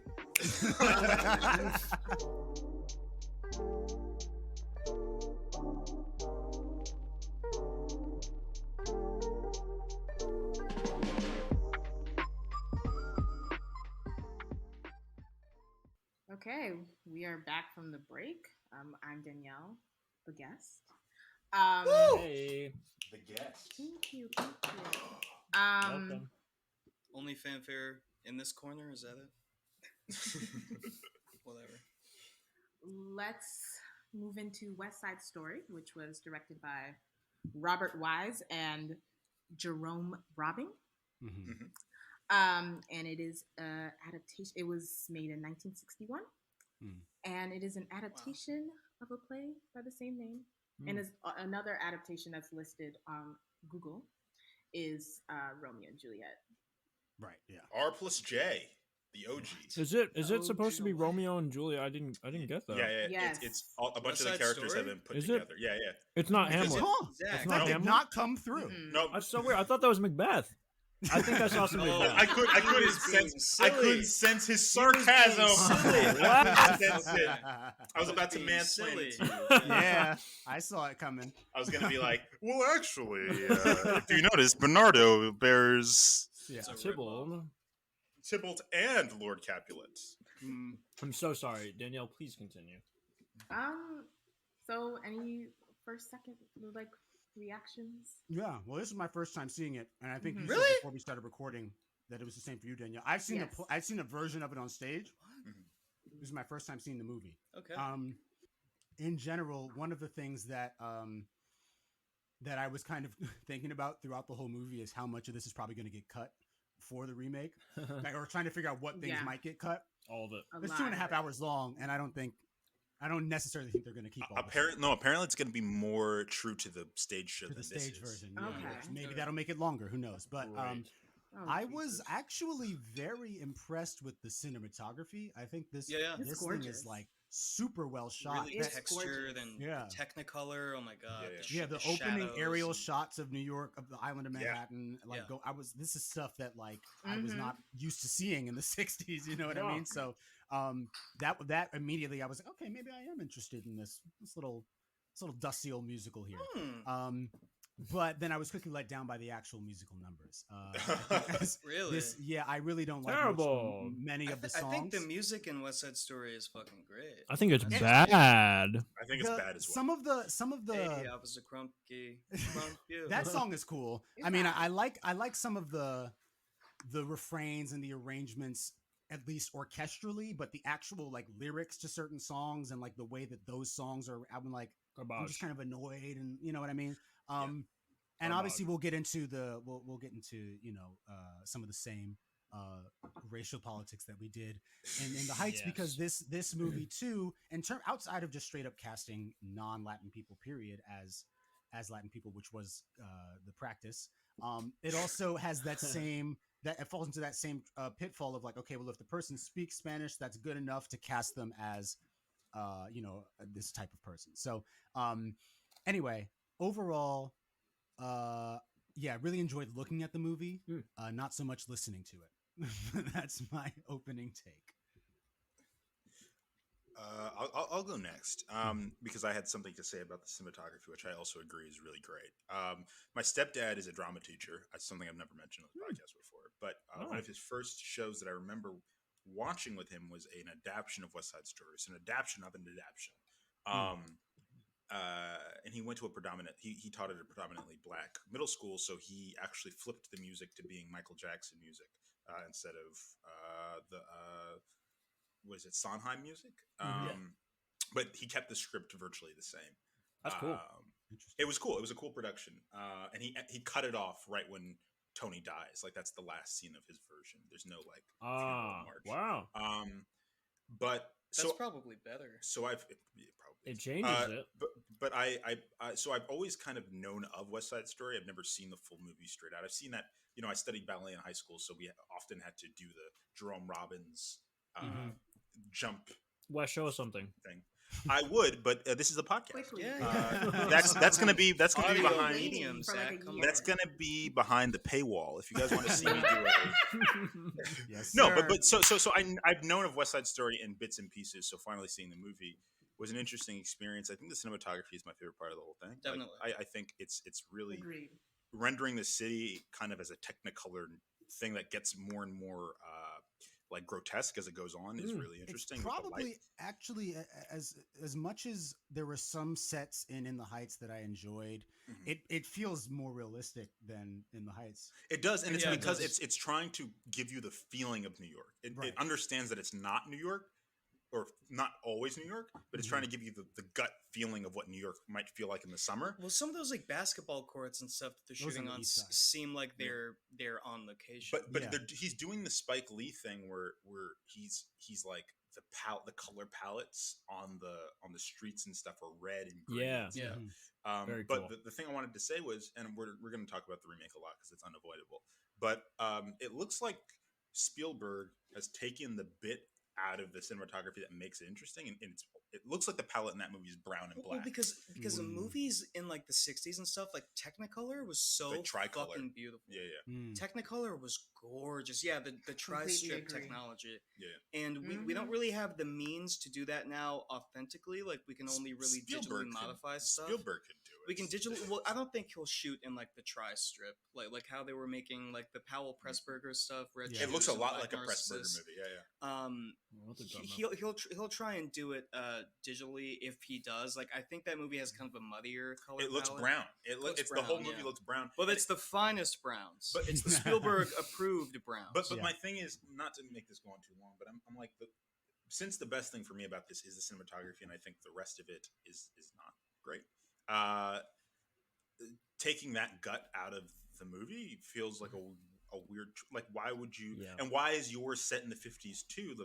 The movie was the play and the movie were designed to be a modern musical, like because a lot of musicals in that day were escapist, but this one was meant, there were curse words in the original drafts of Sondheim scripts on purpose. That's why it says crump you. So it's like, why would you then make it a period piece? Why would you not just set it now? It's bizarre. So anyway, we'll get into it, but I don't love this movie, but I think it looks very pretty. It is gorgeous. This to me, you know what's funny is when I was at summer camp as a kid, there was this one cabin that had a TV and a VHS player, and the two movies they had, you ready for this? Batman and Robin by Joel Schumacher and West Side Story. Has the same color palette. And those were the only two VHSs on the campground. So if you wanted to watch a movie, it was West Side Story or Batman and Robin. And you had to choose between the two. So I watched this movie like an unhealthy amount when I was like younger. You chose West Side Story over Batman and Robin? Wow. Oh man, isn't that crazy? Can you even fathom? That's very straight of you. Believe me, I had to watch Batman and Robin a few times because when movie night came around, it was always a fight. One or the other. So I've watched this movie a lot, and I'm kind of sick of seeing it. I don't think I ever need to see it again. Okay. I watched it again. No, it's fine. I watched it again this week, and I was like not really paying attention because it's like. You know it. I was paying attention just the right amount, and I mean I know the music really well because we put on like a whole West Side Story thing in the second high school I went to, and it's ingrained enough to where I feel like it's iconic, and I almost feel weird like criticizing it, but there's so much to criticize. Oh yeah, like the racial politics and just the kind of rhythm and feel of it doesn't really mesh that well with me like as an adult. I think when I was a kid I wasn't really critical of the stuff I was seeing, and now I just don't really think this lands that well. It might be because they adapted something where like a musical is so streamlined and it's like one song into the next, and like here it's kind of like that, but there is enough dead air where it's like, wow, I'm bored, there is a lot of like dead air in this, and some like the dancing at it's corny. It is like a corny show. So I mean, I'm mid on this. Right. I'm kind of lukewarm, I guess. Yeah, I mean, I pretty much agree with everybody. I think the songs are annoying as hell. Pretty much every time someone started singing, I was like, oh fuck, and then I would just like look at my phone. I do really appreciate like so much of it. My elementary school would play I've seen the beginning of this movie like 15 times. Yeah, that might be why I like the music, just because it's so familiar. It's nostalgic. Like, I know it all like the back of my hand. Maria, say it soft and it's almost like praying. Hey, keep going. It loud and there's music playing. I got that. That's backwards. Danny, do more. Yeah, but there are bits of poetry in some of the lyricism and action and just dialogue that are like, oh, that's cool. Yeah, but I definitely appreciate some of it. I think the combat I think it's actually pretty cool. Just like the choreography when someone's like gonna go push somebody and they just like leap and it's beautiful. My big thing was I'm confused as to why Tom Holland wasn't cast as Riff, because Riff was in the remake. Because Riff was dancing, was flipping around. Let's not cast him in any more stuff. Sure, yes, say what you will. However, I was looking at Riff and I was he would have been great. I bet Tom Holland would have actually done everything. Too expensive for the movie. In every role. That's true. Yeah, but okay. I think Tom Holland could have eaten that. Well, West Side Story by design should be no names. It should be. It should be. They should discover new people for a Agreed. new adaptation of it. They don't do it. But except for Tom Holland as Riff, I think. Except for Ansel Elgort as we'll get into it. No, right. We'll get into it. But what I'm saying is they're not doing how I would have done it. Because back then there were no names. Like Natalie Wood and Richard Beymer, who's a main character in Twin Peaks. He's a main character in Twin Peaks, and that's all I know. Yeah. The only other stuff I know from him, they were no names. And he's still one. Natalie Wood isn't really because of that murder case. Well, and also she was a big star. Well, she was a star for a decade. She was a big star, and she was murdered. Who was I think the only one who was famous by that time, or was starting to be, was Rita Moreno. That's actually might have been what catapulted. But she was in the. What King else and was I. she doing? Okay. She was on Broadway, wasn't she, or she was a dancer? She was been singing, acting, and dancing for 70 years. She's got an EGOT. She's won and all of those are in performance categories. She's got the Triple Crown, so she's been doing this for a minute.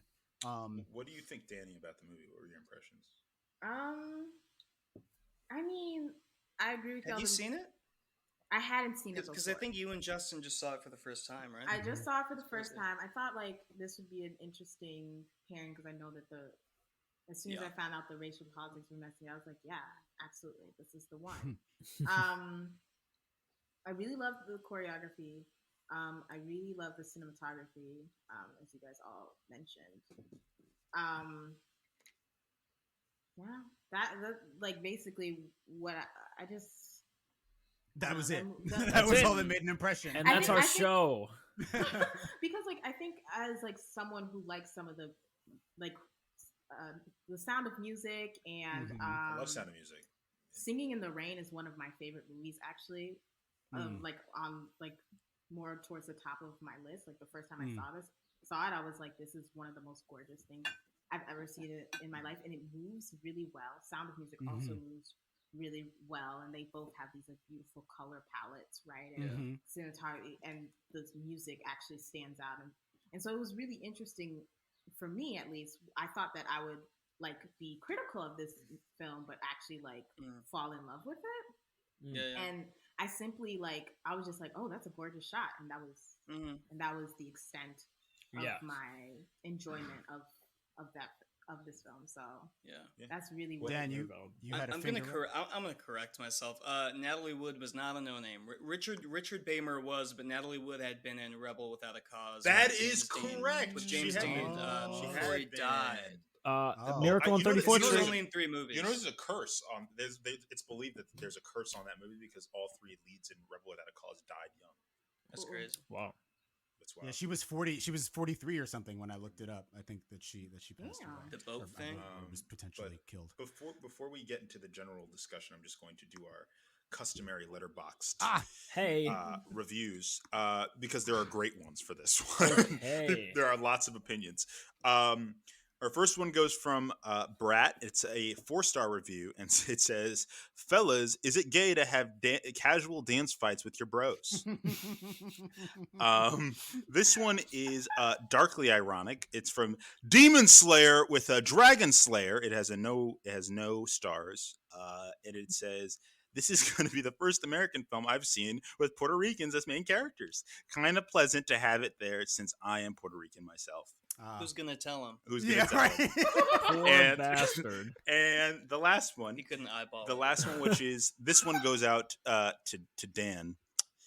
This is a 5-star review, and it's from Ethan, and it says, "This is just line for theater kids." Hell yeah! There you go.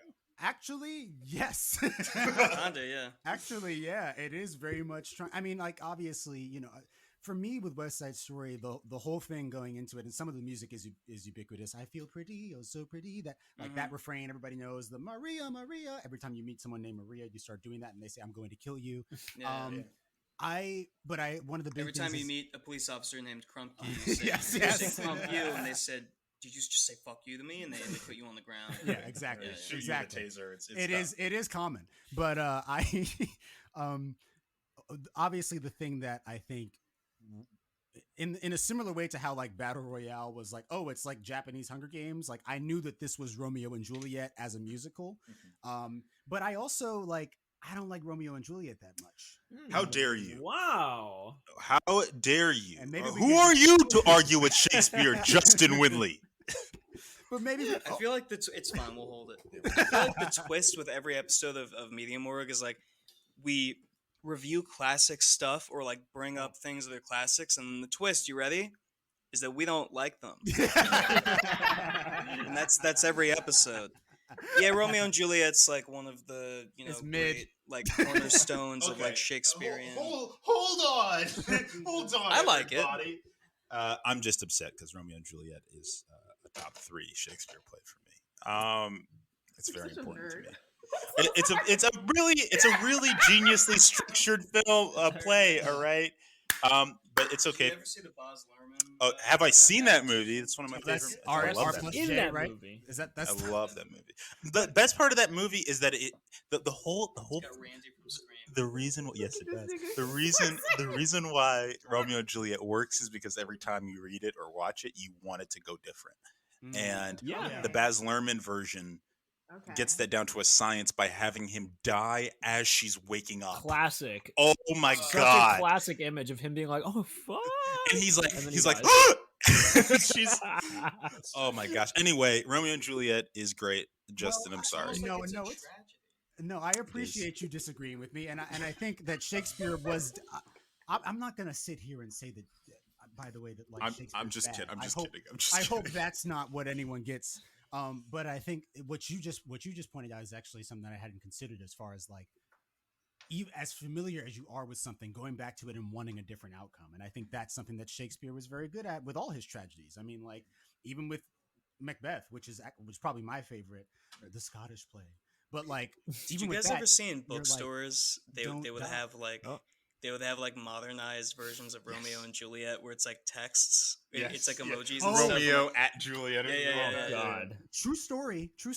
I auditioned for what was going to be another adaptation of Romeo and Juliet called R#J. Hey, Nice. that's Wait, awesome. Justin, are you an actor? Justin, No, no, I'm not. Justin, do you like LaGuardia? Shakespeare?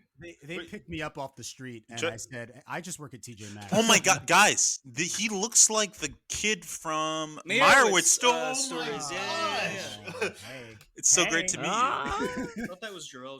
I thought it was Joel. But yeah, I mean, I with this, I found myself definitely even though I knew like, okay, this is an adaptation of Romeo and Juliet, but there were definitely some moments like when Bernardo gets killed by Tony. Classic. And then Tony runs to Maria's bed, his hands still bloody, and is like, want to make out, like, And she's like, "Hold me tighter with your bloody hands that carry the death of my brother." which I know is a thing in the Shakespeare, but I was just like, are you that horny? But also in the Shakespeare, it's like, she's much younger. She's like 14. And also like Yeah, she's it's 13. her. He's like 17, and she's 17. 13. Yeah. And also like it's not immediate. It's like a day or two later, or it's like a day later, and it's her cousin, which is like also not she great. Didn't like that guy anyway. But she didn't like him. It's her cousin. You know what I mean? You need like, some distance. Bernardo is her brother, and she loves Tony more after he kills him. She's in fact like I'm going to leave the state with you. I'm going to cross state lines with you, white boy. One of the things I think that's interesting about the movie relationally, I guess I want to unpack with y'all a bit, is like the presence of this police officer, the detective, Krupke, but also the guy the other guy, the guy in the suit, yeah, the lieutenant, yes, because the movie seems to like kind of want to deal with the preferential treatment of police toward this white gang versus this Puerto Rican gang. do you feel like the cops are cast in a negative light in this? I mean, they are kind of Not even really. in the end. You know. No, but it feels like they're nodding to, or at least the film suggests. I'm not saying that like the filmmakers or the writers thought this, but it seems that the film suggests that these two groups of people, who are working class, have a common enemy, which is the state, and they seem to not be able to come to agreement on that. They're both like harassed by cops. It's not just like that the white gang is receiving preferential treatment. It's that like they're both like the thing that's stopping them from being kids on the like who are gathered together because their home life isn't what it needs to be for them is the cops constantly stopping them from gathering together. ACAB. And is like at their dances. Like I just didn't like these police officers are just sitting at their dances. Like they're under surveillance consistently by the state. And yet these two groups of people seem to not understand that the state as a common enemy, which I found really fascinating because it was clearly like the thing, like when the cop came to break up the fight, Krupke, right? They were both like, hey, we're just trying to fight here. Why are you over here? Like they seem to be in agreement on that. So I think that's like an interesting, like that their constant presence, like the police, the state's constant presence, and what it says about the positionality of these two groups of people and their commonality, but then it doesn't do anything beyond that.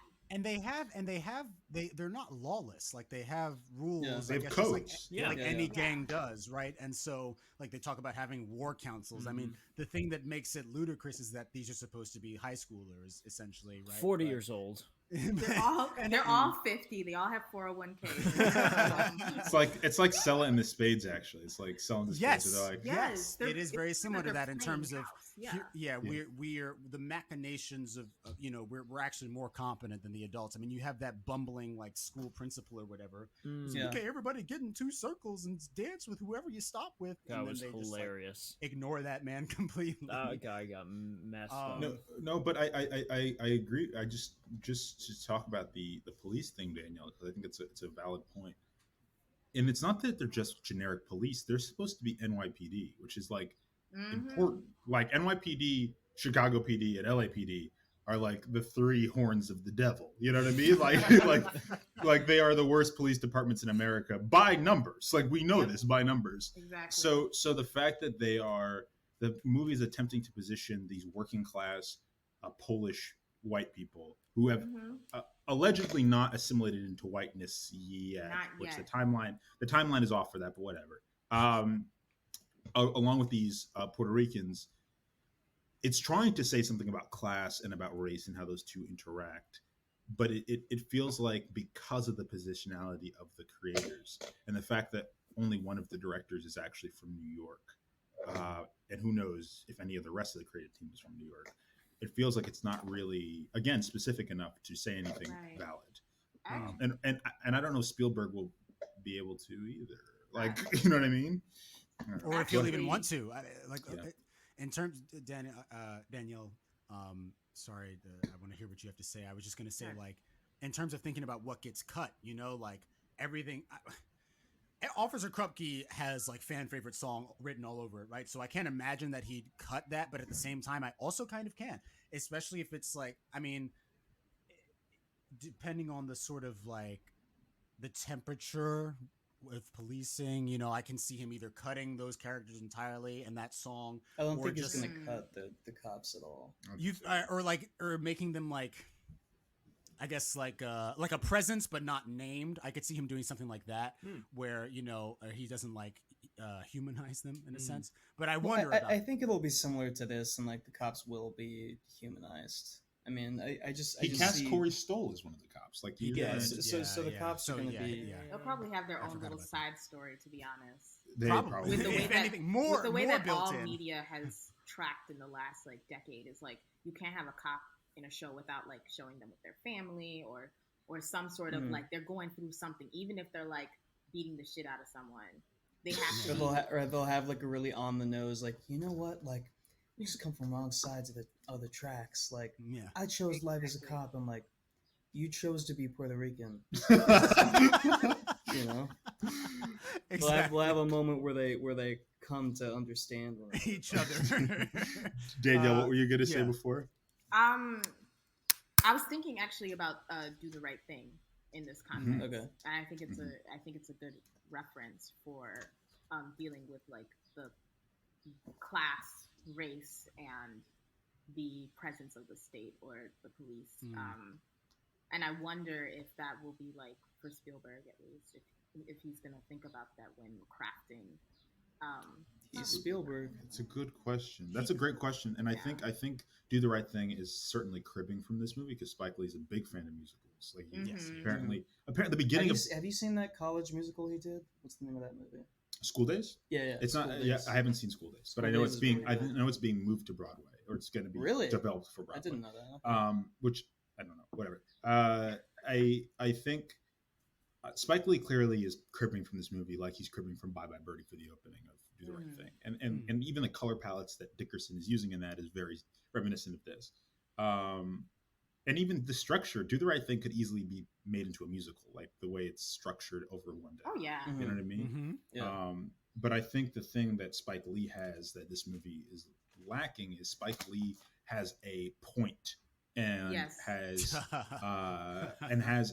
like a target that he is aiming his javelin at, and he is gonna hit that target. And I think this movie is trying to kind of be about how different racial groups assimilate into Americanness. Yes. But isn't really about that. And it's kind of about how police treat teenagers that have bad home lives. It's not really about that. So it's like, it doesn't really have a target. So it's kind of moving back and forth the whole movie. You know what I mean? Musicals as a whole are not very like pointed. I don't think. I mean, maybe that's broad because I know that it's about America's great. Hairspray is about consumerism and you know, civil rights movement and but it is kind of scattershot. West Side Story is a bad example, probably. No, but I do think there's musicals that are about an idea. Like I think this is the Lin-Manuel Miranda show. They have to appeal to a lot of people. They do, which but is like the Broadway musical thing. They have to appeal to everybody. But the thing is like something like Hamilton is about the identity of America, sure, and tying that into revolution. You know what I mean? Sure. And it's attempting to go. You guys saw Ferguson. Ferguson just happened. That's how America was made, and that's the idea that is bending through Hamilton. I feel like this doesn't have that. It doesn't have an idea. And Danielle and I talked about this, and we can talk about this a little bit more. It feels like the idea that they're most interested in is like the American dream, and is that a real thing? Yeah. But it doesn't ever have the teeth to go, yeah or no. Like it doesn't ever go like, yeah, it is, or no, it's not. Is posing the question enough? I mean, for that time period, there was a lot of people just posing that question. Yeah, that's true. Yeah, the production of this movie was kind of fraught because obviously you had Jerome Robbins, who was handling the choreography and the musicality elements, and then Robert Wise was doing all the story stuff.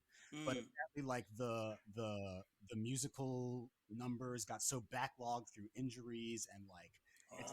I could see that. Yeah, I mean, for sure. Those are like some technical. It was actually after 45 days of shooting, it was 24 days behind schedule and over budget. So they actually the studio actually fired Robbins, but Robert Wise still wanted to credit him as the co-director, which is why his name is on it to this day. Wow. But, yeah, apparently they went through like I saw something on IMDb about going through like 300 pairs of dancing shoes and like I mean this was like really, and you can imagine, I mean, like a lot of musicals back then, you talked about Sound of Music, it is this very sweeping thing. It is basically it has an intermission built into it, so like it is like putting on a show, but it's like instead of performing it maybe once or twice a day every day, it's like we're doing it multiple times in a concentrated span of like 3 months or 6 months or whatever, and so obviously, it's probably a very exhausting process, but I think that the choreography was pretty cool. Like Zach said, I agree. I think one of the things that Danny said it was corny, and I did kind of also agree with that because like the It's movie camp. opens. Camp is appealing, you know. Yeah, the movie opens with them with like establishing how much power the Jets have, right? They can kind of walk around the neighborhood and like everyone stops for them. But then like they start doing this like very dainty like ballet dancing, and I was like, that's kind of funny, even though I understand that like it does have a sort of operatic feel to it, right? And sometimes when you see combat on stage, it's not always actual combat, although this movie does have that.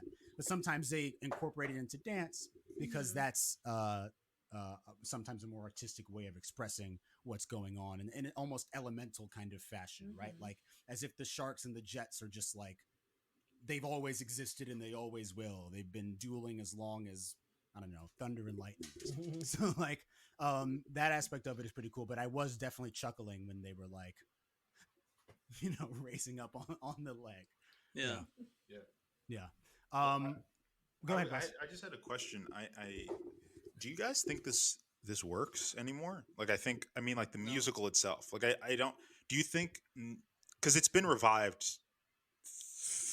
It's been revived twice. Broadway way of doing it works. Well, here's the thing. It's been revived twice in the last decade. Once with written translations by Lin-Manuel Miranda, and the newest one was a complete like gutting of the Broadway musical, and they completely like changed the casting. And now Spielberg's doing the movie, and like I don't know if this story works anymore. Like I don't know if it has anything to give us anymore. I heard that the most recent Broadway revival was not very good. I've heard it was bad. Yeah. Well, you know, also here's the I mean, like the thing about gangs, especially, is it's really hard. I feel like to tap into the specific mentality they're going for with these gangs. You know what I mean? Like nowadays, I just don't think it's as easy to relate to, just in terms of street life in general. You know what I mean? Like just the performative nature of these gangs, and just like I don't know, it's kind of hard to explain. But you know, I don't know. It just feels a little outdated in terms of the way mentality of, I think, Zach, what you're saying, like the mentality of why someone would join a gang, what's in it for them. Right. It's not interested in that. It's just like like I said, these gangs exist, and you know, and obviously it's not gonna take the time to go into every individual Jet's backstory. Yeah. But yeah, it definitely is a bit shallow in that regard. I agree with y'all. Danielle, I think you've been made familiar with how we rate the second movie. Yeah. Yes. Okay. Cool. Just want to make sure. Unless you have anything else to kind of to say. I was just gonna say on the question Wes brought up. I think that also like we just don't deal with the preoccupations that this film has in the same way anymore. The preoccupation and anxiety around miscegenation, we don't you don't see it on TV and film in this like the way that they wrote it here. Right, you see it in other expressions, right? We've changed the way that we talk about, you know, desires for whiteness, like in the Heights. You know what I mean? Like, I think that in the American Dream, I think we've kind of shifted our language around that. I'm not saying that it doesn't exist anymore. It's just that we don't talk about it like that anymore. Right. We talk, you know, these pieces of media just speak about it differently. Some of it is more, you know, like under than as overt as this piece. So I think that that's primarily why it doesn't work. I think that like thematically, it's things that we're still talking about and we're still discussing, and that it's a preoccupation that shows up in film again and again. But like we're just not talking about it in the same way. The conversation has evolved. Right. Yes. Yes. Yeah. Which is why it's like, why would you make a remake that's set in the 50s? Like that doesn't make any sense to me. In 20, like what is the merit of doing that when you can easily either make a new musical, or because the only thing I can think of is it's nostalgia. It's a nostalgia product for Spielberg, for him to be able to remake. I don't think it's just that. Oh, go ahead. I really think that they like. I think there's a reason why people like discussing these topics in the past, and it's to make them seem antiquated. Yeah, of course. It's the driving Miss Daisy, Miss Daisy effect. Like this is racism old. is a thing of the past. Exactly. Yeah. So like to put it into that bubble of like its time period of when it came to life, even though the issues that exist in it still exist today, right? Allows us to escape into this world in which racism still exists and maintain that we live in a post-racial or multi-racial melting pot fantasy, Harmonious so we can do type of both at thing. the same time and say, oh, racism is bad. But I'm so glad that With how far a we've white come type of boy thing, and Yeah. a white Latina from Puerto Rico can get together. Yeah. And also that speech she has at the end, which made me want to tear every follicle of hair out of my head.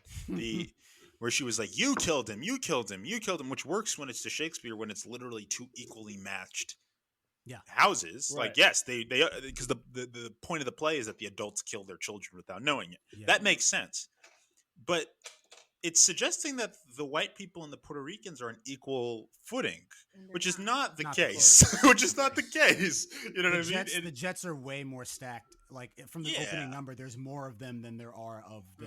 Of the, they've been there Sharks. longer. Yeah. So it's a message that doesn't even translate. Like, you would have to change the guts of the play to adapt it in a way that makes sense. And at that point, just give a Latinx writer $5 million and let them do a musical. Like, why are you? Yeah. You know, I don't know. Yep. Well, yeah. Well, Wes, go ahead and rate it. Just start us off with the rating if you have yours. Yeah. Let me just pull up these. I know what mine is. If you need time. No. I'm gonna go. Wait, let's wait for the siren to pass. I was about to say. It's doing the most. I'm just gonna go ahead and embalm it. Yeah. I'm gonna embalm it. Here's the thing. It's a very pretty movie. We didn't even talk about really the blackface. We could have gone in on the blackface. The blackface is what it is. It is blackface. But it's blackface. The movie doesn't hold up, I don't think. I think there's a lot of really great choreography. There's a lot of great, pretty moments, but I don't think even the acting holds up. Like, even the structure doesn't hold up. Like, Maria is in the back seat for 90% of the movie, and then we're expected to believe that she has gotten agency after her boyfriend died. Like, I don't buy it. You know what I mean? So I embalm it. Boom. Since we're in the same box on the screen here, I'm also gonna embalm it. That's upper right corner. What is that? Zoom. Solidarity. Yeah, there we go. Yeah. Solidarity in this Zoom box. Yeah. Gorgeous movie, and that's the only reason it's not like a bury it is because the movie is very good looking. It looks really good. I'm fucking sick of this shit. Sorry, like, I'm sick of West Side Story. I'm sick of fucking hearing the music and them. They keep trying to bring it back, and it's like, I was over this when I was like 9, and I just don't want to fucking give it any more of my time. That's fair. Wow. Sorry. Zach, you want to go first? No, if you want to go, you can go. I'm going to bury it. Actually, it's a burial for me because I think that while it does look good, there are other movies with Technicolor, and and so like I just know that's right. because of the because of the story and the music not really hitting me. I'm definitely not. And I'm not motivated to go see this remake, especially now that what Danielle and Danny and Wes have kind of unpacked as far as like it's supposed to be like you're not updating it when you have the opportunity to do so, and so now you're just you're capturing the nostalgia and everything. I don't have that personal connection, so yeah, I'm gonna bury it. That's me. Zach? I think. Oh god, I've been wrestling with this. I think I'm gonna embalm it, and I think the two things that save it are just the opening, because I think the opening is genuinely really great. The choreography, the way that they translate like combat and stuff into dance is beautiful.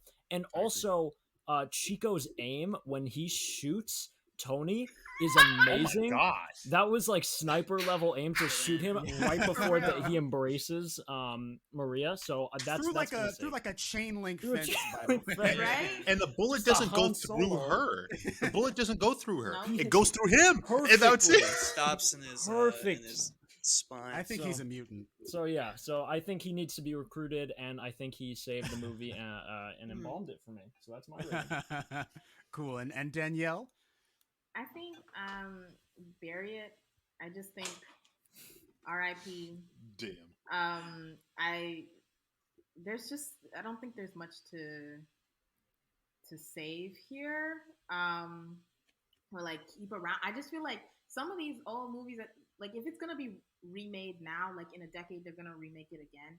And I just don't want to see that anymore. Like I think it needs to That's let it lay where it was. Yeah. Yeah, because I think that no one's ever going to handle it well. Also, like it's just not like it's not going to be. It's too much rot in the bones. Well. Yeah. The foundation is cracked. Yep. It's shaky. When blackface is the foundation, that's gonna happen. Yeah. Well, Danielle, we thank you so much for hanging out and doing this episode. Thank you for being here. We have our next week pick, which is gonna be Zola. It was between that and Forever Birds, but we're not doing Forever Birds on the show. And my pick for that week is gonna be. I wanted to do my favorite movies. I wanted to start my picks with like some of my favorites, so I had a back catalog of stuff planned. But like, now I want to do this movie I saw this past week at IFC that's out right now and bring some attention to it because I really liked it. It's called Censor, and it is about a movie censor for the MPAA in the 1980s who is watching video nasties, which is what the moral majority called horror movies that were banned. So stuff like The Evil Dead and Texas Chainsaw Massacre. Pieces, Driller Killer, all that stuff, like schlocky, like horror movies. And they're cutting these movies down, and it's kind of like a character study about her and like how they're affecting her psyche and other stuff that I don't want to get into. It's a really cool movie. So we're getting 2 period pieces. Very, very cool movie. Cool. Is Zola a period piece? Yeah, I think it's Danielle. It's 2012, right? That is a period piece. I was in high school when it dropped. It is a period piece. I've been meaning to read the Twitter thread. Don't read it before don't watch it. Don't read it before you watch it. Isn't it really funny though? Yeah, but it'll disappoint you. It'll disappoint you because they cut stuff out of it. They cut some entries in the thread. Also, there's nothing like experiencing it live. So I guess the closest thing to experiencing it live would be the movie. Okay, great. Understood. Have you seen it, Danielle? Yes, I saw it. And you like it? It's good. Okay, I'm excited. I'm excited because I've only heard good things, so now I'm really excited. It's looking forward to Zola. Well, in that case, that's going to do it for this episode. We thank you and Danielle graciously for paying us a visit in our humble mortuary. If you like what you heard, check out our back catalog on Spotify, Apple Podcasts, YouTube, and the Podbean app. Danielle, you want to plug your socials? Where you at? Where can we find you? I mean, I guess you can find me on Twitter @FatBLK where I sometimes give my controversial opinions. Yeah, great. Danielle's very funny on Twitter, so follow her. Also, follow us on socials at the Media Morgue and consider supporting us on Patreon, please. But until next time, Wayward Movie Watchers, we thank you again. Love you very much. Hey, hold on. Stop watching movies. Stop it. See Censor at IFC. Support the Independent Film Center. Absolutely, especially after the pandemic. Yes. Deuces, y'all. Later.